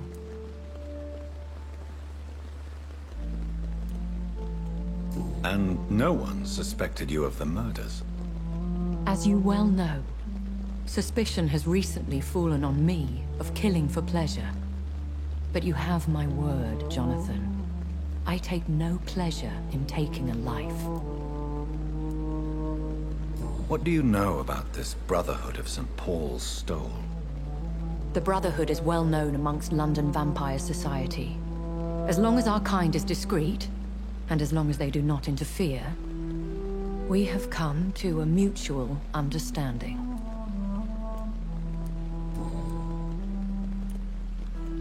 I know this is beyond the pale, but may I inquire your age?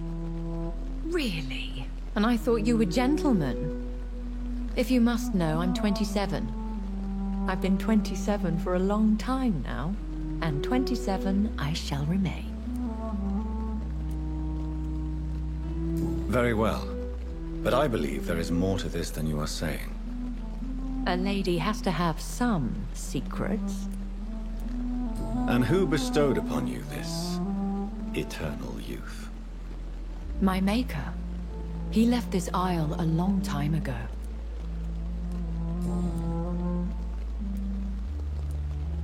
Why did you save me in the canning factory?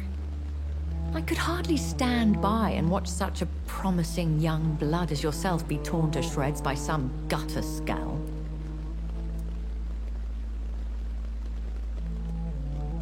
William Bishop wasn't the vampire that created me then? No, Jonathan.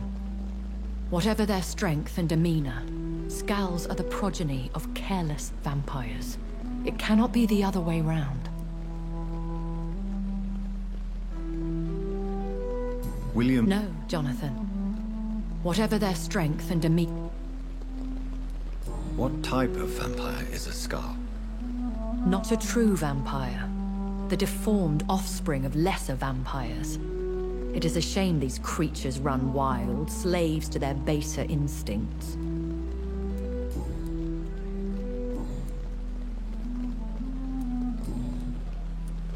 I've been away from London and England for 3 years. This isn't the city I remember. Things have gone from bad to worse here, Jonathan. I've lived in this city for a long time, and I've never seen it like this. The Spanish flu has hit London that bad? Yes, but it's not just that. I've heard things. Things I've not heard for a very, very long time. There are whispers in the shadows. Something far worse than the Spanish flu is here in the city. What is it you fear? Fear has long since flown this form. But there is something malevolent circling us. I feel fear is merely waiting in the wings. Are there many vampires here in London? Immortals are of a rare breed, and we often tend to hide. But you may occasionally meet some of us at night. Do you know any of them? Have you an idea of the identity of the vampire who attacked me? You mean your maker? No, Jonathan, I have no clue. But I fear he or she is as careless as cruel. To let you discover your new condition by yourself. What do you mean? Every now and then, you may discover an immortal in the deep of the night. But we are a rare and reclusive breed. Our progeny is almost never accidental. Will they all be as affable as you, my lady? I do not see why not. But remember, even the shark smiles before he bites. That sounds like a lesson from experience. Vampire politics are as intricate and sometimes tedious as a game of chess in a gentleman's club. I've learned from experience it is best to decline to play. When I awoke, changed, I was chased and attacked by vampire hunters. Prepared and well-trained. Though I can't be certain, more than likely it was the once glorious Guard of Priwen. Once glorious, but still dangerous. They have seen better days, but all fanatics are dangerous. You would be wise to stay clear. They are sworn to destroy our kind. You make them sound like some sort of cult. More a society. And like all the best ones, a secret society. I thought them almost gone, but it seemed they have been recruiting.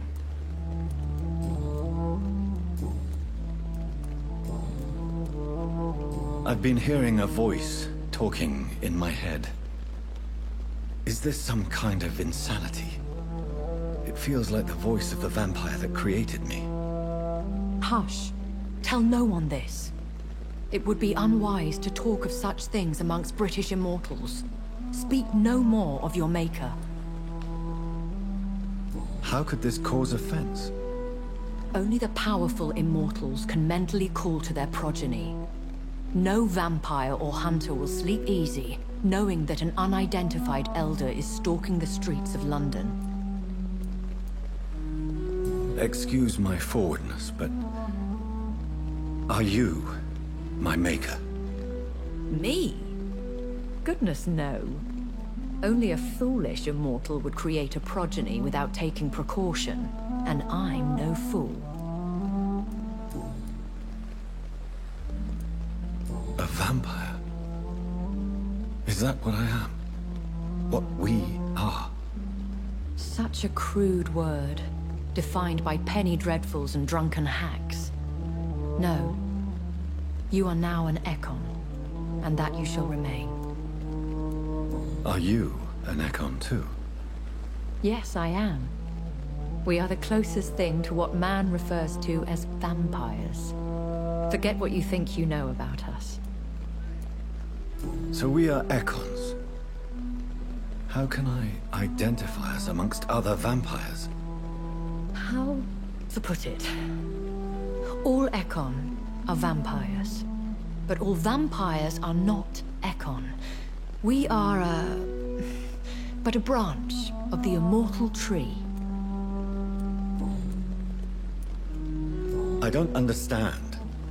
Why was I created and then left for dead? That is a question only the one who made you can answer. It's not normal practice. I doubt even if you find him, he will answer you, considering how cruelly he treated you. So me being a vampire could have been a mistake. I very much doubt it, Jonathan. Contrary to the legends, it is not as simple to make another vampire by just biting someone. I'd like to avoid creating another vampire by mistake anyway. Tell me, how is it done? The process is dangerous. It could even kill your potential progeny.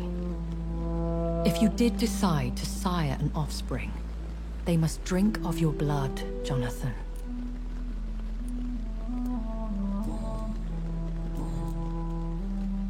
I bid you farewell, for now, my lady.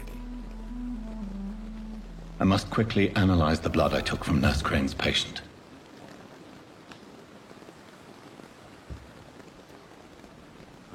Yes, Jonathan? May I ask you some questions? Please do. I have promised to answer you. I bid...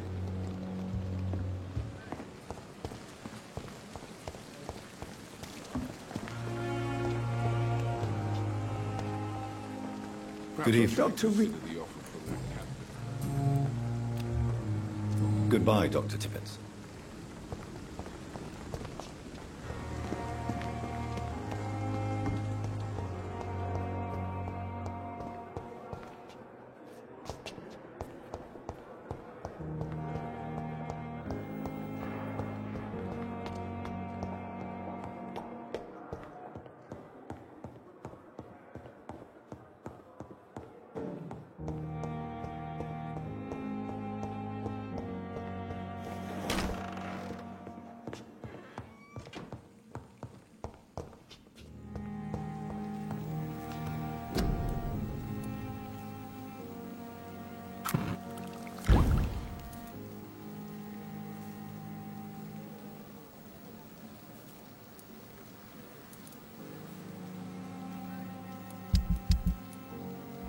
Razvan Vasily was infected by Spanish flu, but also has the highly unstable blood of the Skulls. Is the London vampire epidemic transmitted through the flu?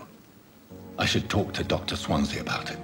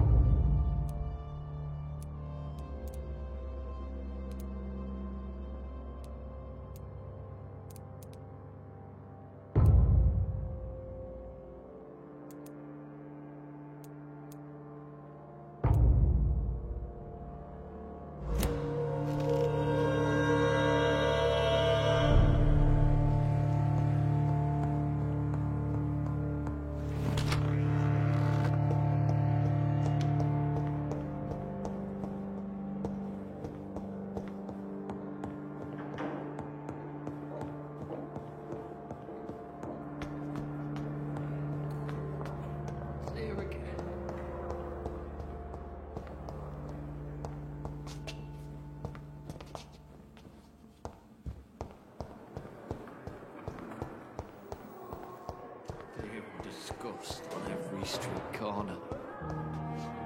Good evening, Miss. Evening.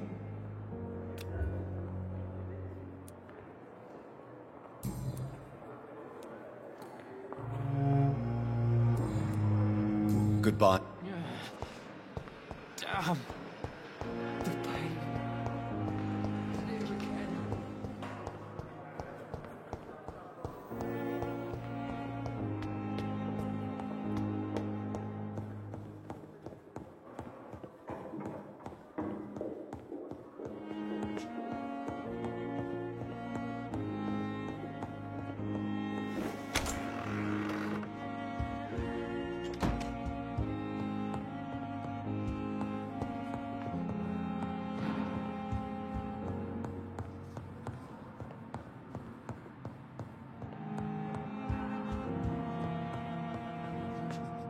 Evening, Edgar. Could I get your professional opinion? Please speak, but I have something important to tell you. This strain of flu, it's very different from the one I saw in Europe. It's downright peculiar. Really? What makes you say that?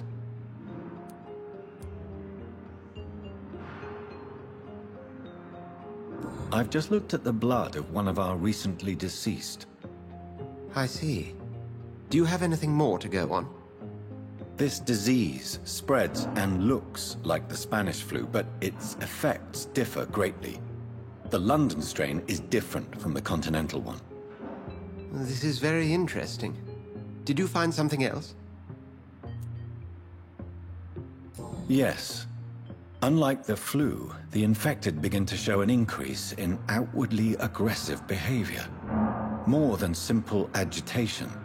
Once docile people become violent. You mean like rabies? Is there a chance we could create a vaccine, Jonathan, like Pasteur? By the stove, that would be smashing. There's a lot we're not seeing here. But it is spreading, and quickly. If we don't act, the whole city could be lost.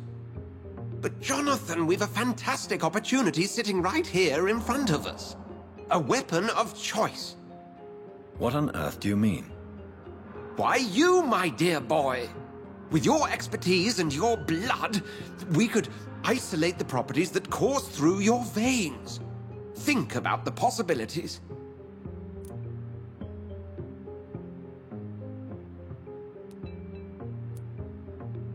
I admit it did occur to me. Blood seems to be the common factor in all of this. I totally agree. We're in uncharted territory here. Maybe it's just wishful thinking, but imagine the possibilities. We'll discuss this more later. Thank you for your time. No, thank you, Jonathan. But as I said, I needed to talk to you. I have some rather bad news. Yes? I'm afraid it's your sister. My sister? She's to be buried this evening at Whitechapel Cemetery. Your mother published the obituary this morning. I see. I'm sorry, Jonathan. Please accept my condolences.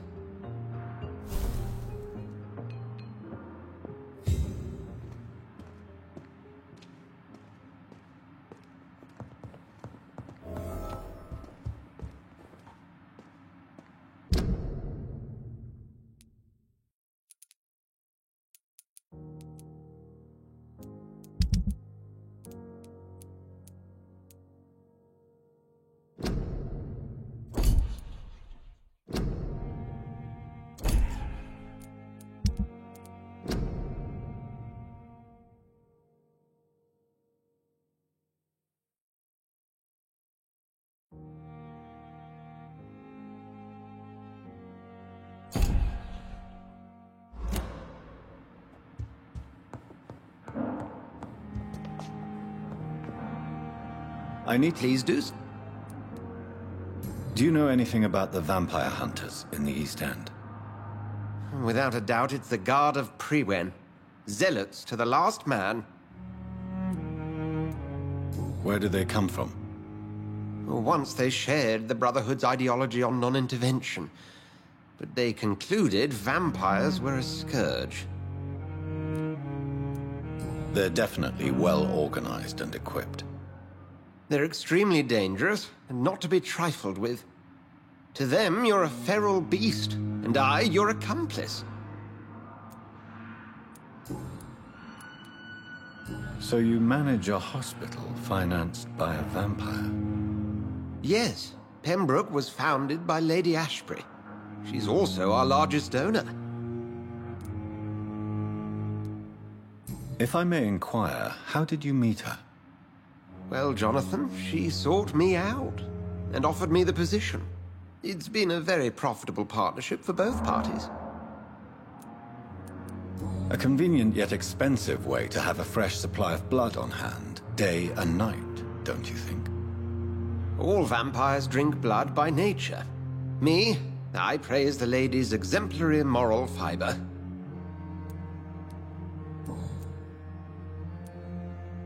Nurse Crane will not be returning to Pembroke Hospital. Oh, really? Did something happen? She seems such a very capable woman.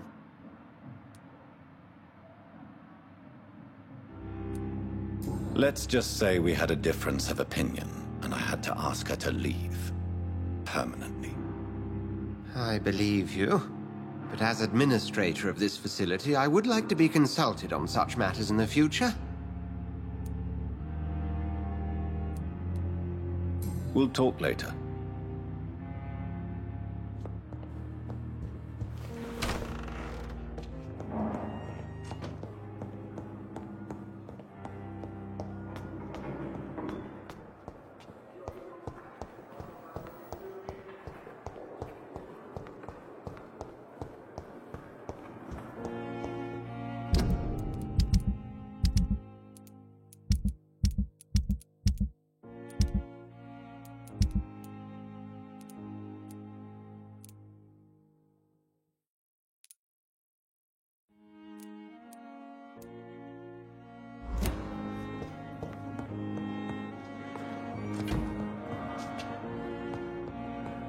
It's locked, all right.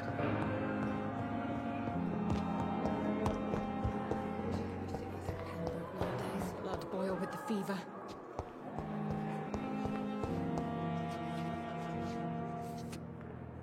Good evening, Mr. Elwood. Evening, Dr. Reed.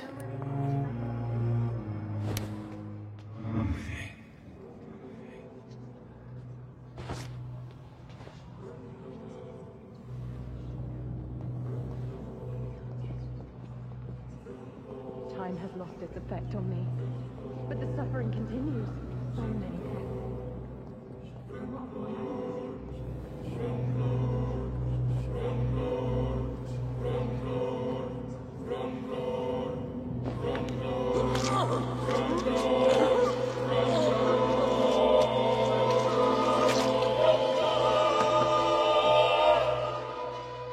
So this is how it ends.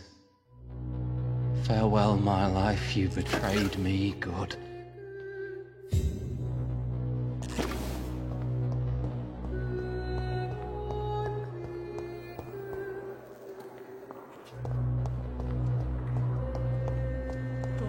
I never thought I would have to attend my murdered sister's funeral. Mary, I can't forgive myself. I'll find the truth about what happened to us. I swear.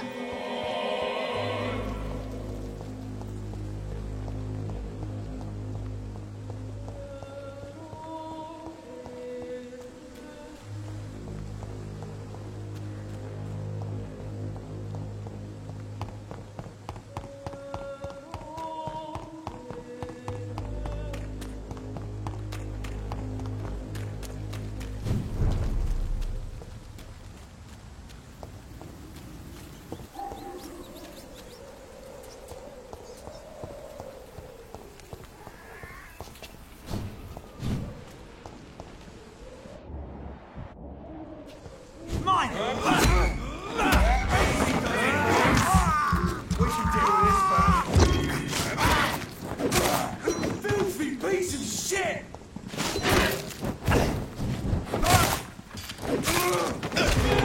Bastard!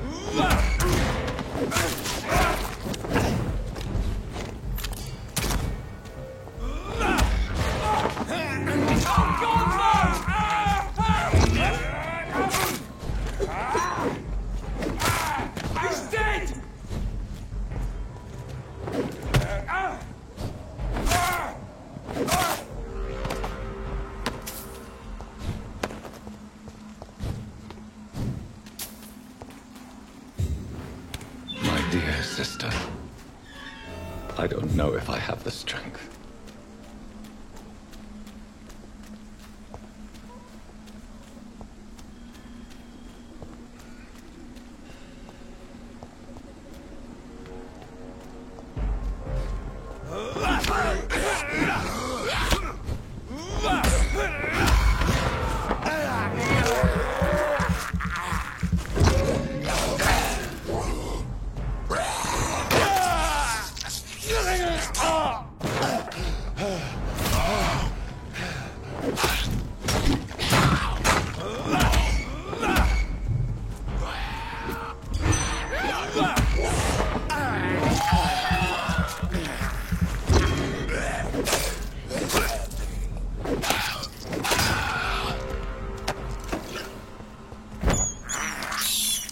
I have this thirst for blood.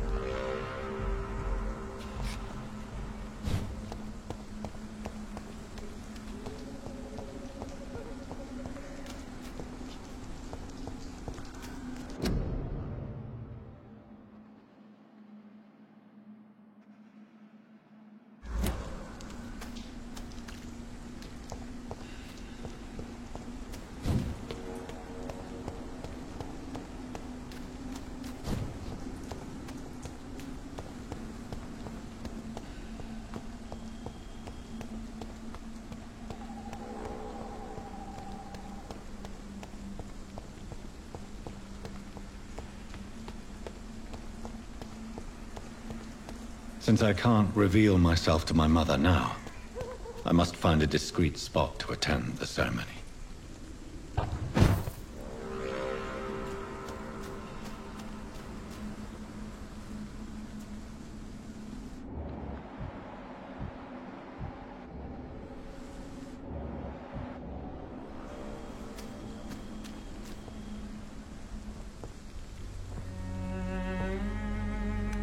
I am the resurrection and the life. He that believeth in me, though he were dead, yet shall he live. And whosoever liveth and believeth in me shall never die. We commend unto thy hands of mercy, most merciful Father, the soul of our sister departed, and we commit her body to the ground. Earth to earth, ashes to ashes, dust to dust.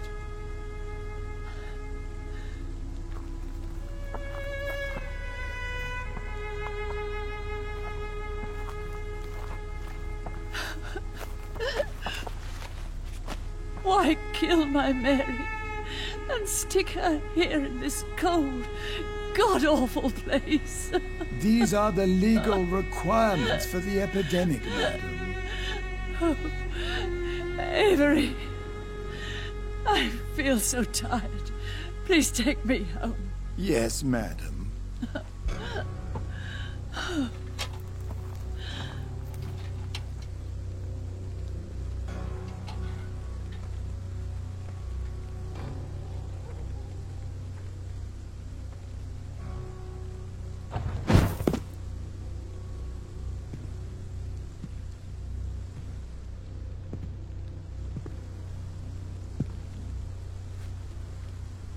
Oh, Mary. What have I done?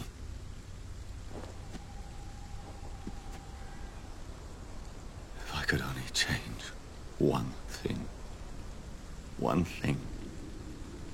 This is a nightmare. Jonathan, there is nothing you can do but accept it.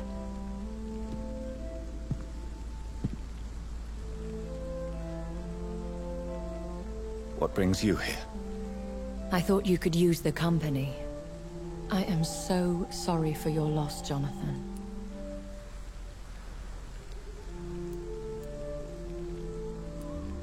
She was a good person. Vibrant, full of life. She was kindness incarnate, my Mary. You're a good person, Jonathan. And a young Ekon. A newborn cast into the night without so much as a candle to guide your way. She had been scouring the most dangerous parts of London in search of me. And it led to her death. Jonathan, don't. I still hear her last thoughts. They echo in my head. Her mind shattered, and it haunts me. Jonathan, stop. Listen carefully. You must come to terms with this. You must learn to live with what happened.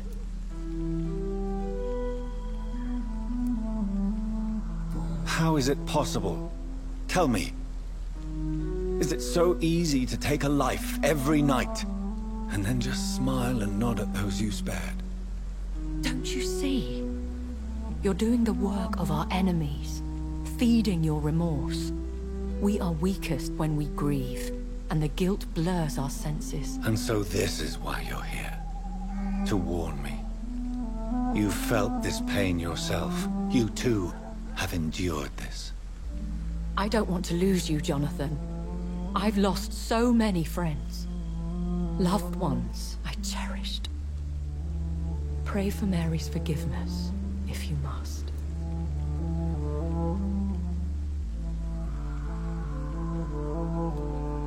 You may be right. Of course. I've stared upon this world for centuries, and time has taught me to deal with guilt, if not erase it. What should I do then? St. Mary's Church is not far from here. Go there and make your peace. Find the solace you need. My lady wants me to confess. No, Jonathan. It's you who wants to confess, I think.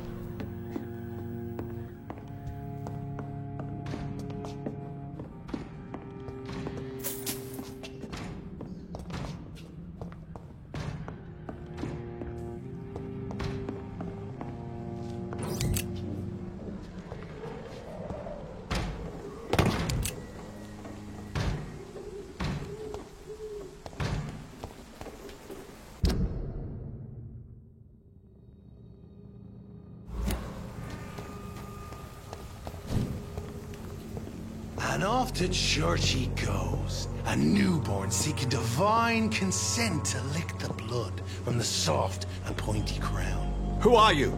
Make yourself known. Newborn, you reek of guilt and pointless compassion. Shed your skin, forget your old weaker self. What do you want from me?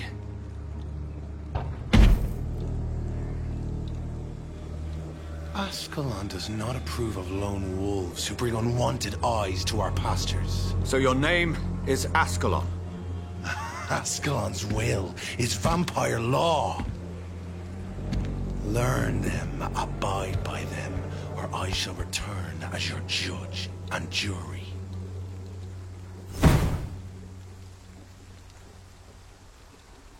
These immortals try my patience with their plans and unsolicited counsel.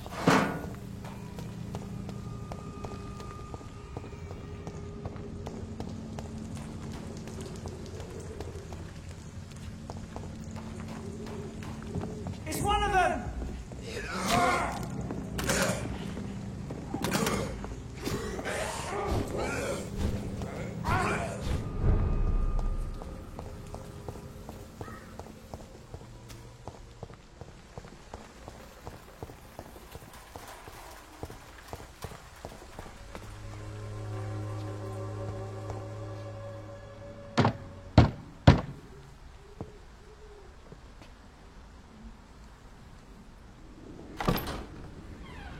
Yes?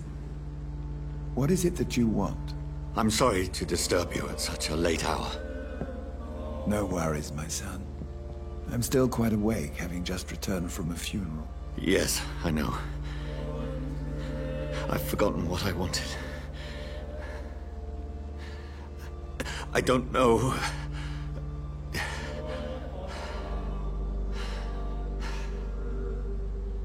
May I help you, child?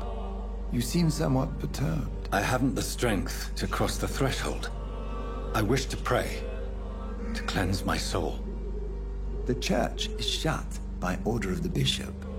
But I'm still the vicar of St. Mary's, if that is any use to you, my son.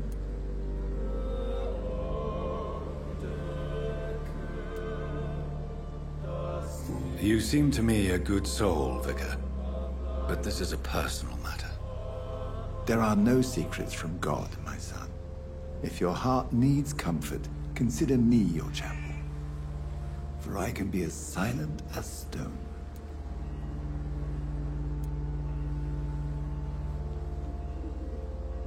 I've words for one departed. They're not for living ears to hear. Your eyes burn with rage, yet I see the pain that lies beyond. I am here to lighten the burden of all God's creatures. Whatever you tell me is between us and the Lord. Very well, priest. As you seem quite adamant. Open your heart, my son. Tell me what burdens you. With whom do you wish to speak?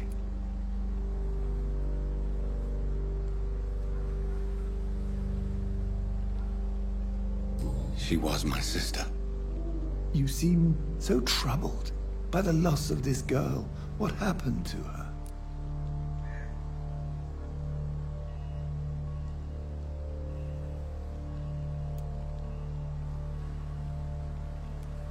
It was an accident. A terrible, terrible accident. I see. And how are you feeling, my son?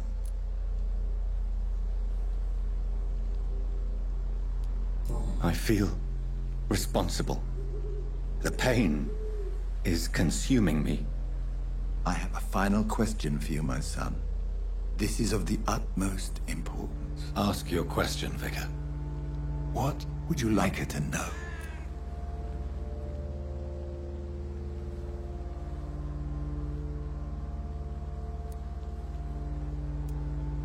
I killed you. There's no excuse. My dear Mary, forgive me. You have been heard, my son, and your burden will lighten if your words are sincere. Go in peace now, and live your life in the way she would have wanted.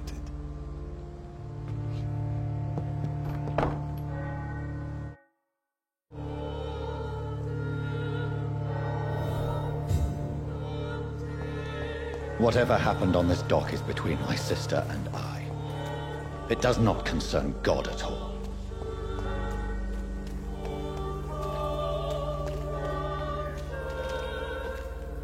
Good evening, Doctor. Can I help?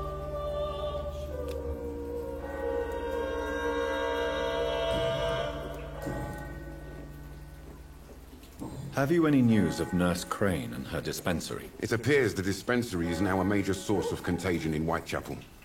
Someone should do something about it, but no one cares.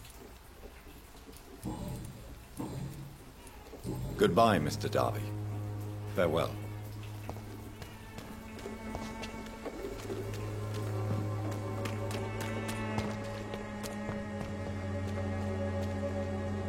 Good evening, Mr. His father would...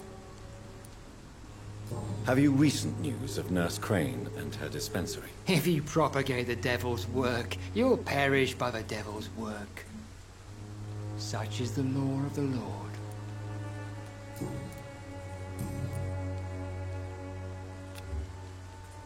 I have heard enough for tonight.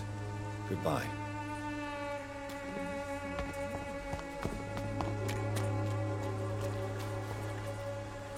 You again? Have you recent news of Nurse Crane and her dispensary? I saw her wandering the streets. Yesterday, I think. She didn't recognize me. People say she's lost it. It's a sad story.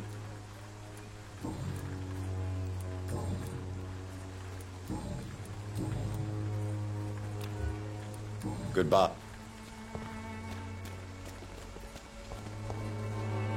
Fancy bye. You never... Do you have any news of Nurse Crane and her dispensary? It appears those who dare to get health care from that bitch are never seen again. Something fishy going on there, for sure. Right then.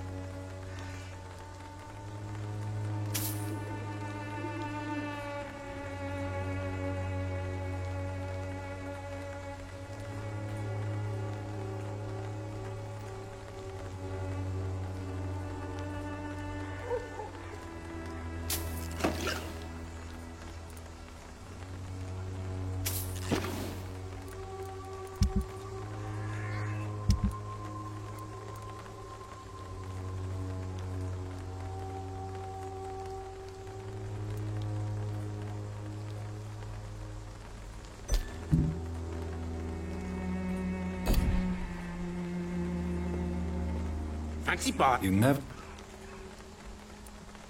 Right then.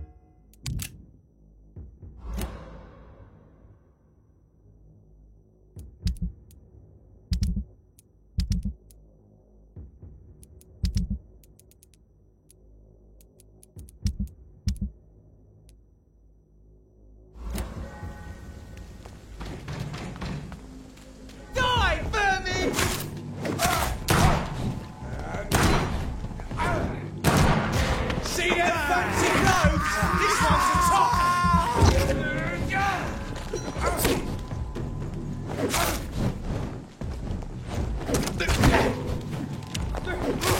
Oh, Christ!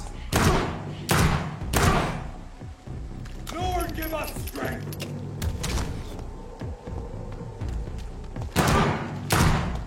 Out there, brothers! The beast must die!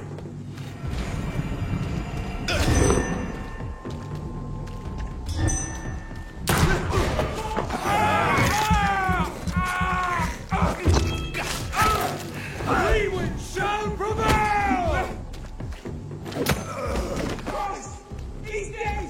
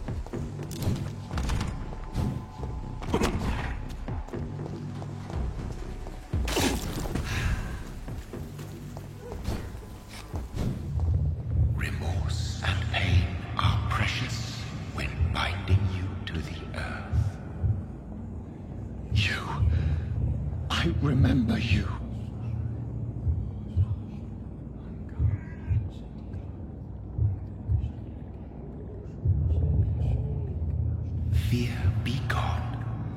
I would harm no child of my making. This is your doing. You made me. Made me this creature. What are you?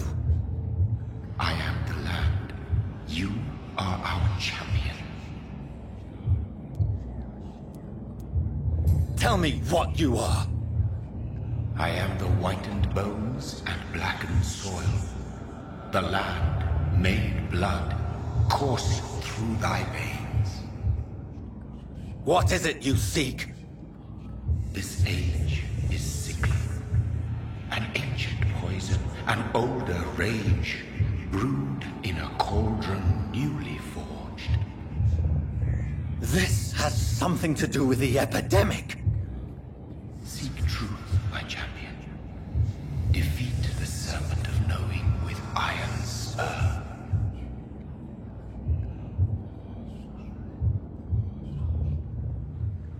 I've had enough of others making decisions for me, pretending to know how I should feel or behave. So the vampire who made me is some sort of disembodied entity? Or was he just projecting this vision in my mind? Maybe Edgar can help me with this one.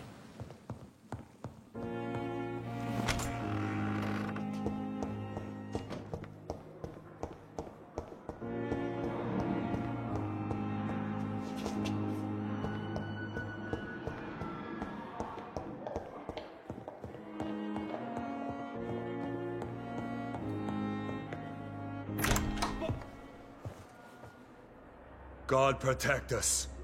You've got a leech in the hospital. Yes, my hospital. My mission is to heal while you go about warring. You've set the table for a snake. I wonder why there's venom in your food. I'm growing tired of your song. You're a woodsman, McCullum, not a doctor. Return to your hunt. Remember, I've a good nose for machinations. I can flare the scent at a mile. You can't hide from the god. Leave him, Jonathan. This is sacred ground. Neutral territory. And I just had the carpet cleaned.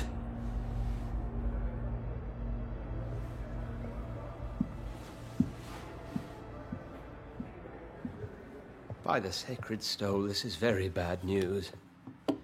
Bad news indeed. What happened? The hospital has been attacked. We have injured patients, at least one dead and several missing. This has spiraled out of control.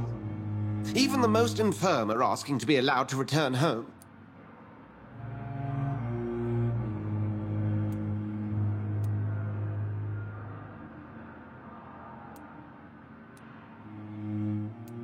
We cannot have the people lose faith in this institution. This hospital is their only hope. Of course, you're right. But we cannot afford a public scandal. It would ruin us. We must restore order, and quickly. You mentioned a dead patient. Who is he? She, Jonathan. She was Miss Harriet Jones. I found her room like a slaughterhouse. Blood everywhere. The duty nurse is taking care of the mess. Very well. I'll help you. Jonathan, please. I can't rely on anyone else. And this concerns you as it involves vampires. Someone has taken advantage of our more liberal tendencies here. In what way? Jonathan, I may turn my head when you or her ladyship indulge, but I will not allow this place to become a nest for street feeders. Please then, tell me. Sean Hampton, the man we thought we'd saved at the docks. It seems he was infected after all. So Hampton became more beast than man. Exactly. And now Guard of Prewen suspects the hospital of vampire activity. Do you realize what that could mean for us?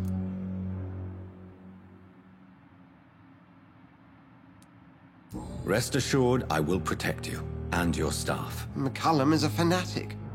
The Guard will stop at nothing. You don't know what they're capable of, Jonathan. Very well. Since I brought Mr. Hampton here, I will put an end to this.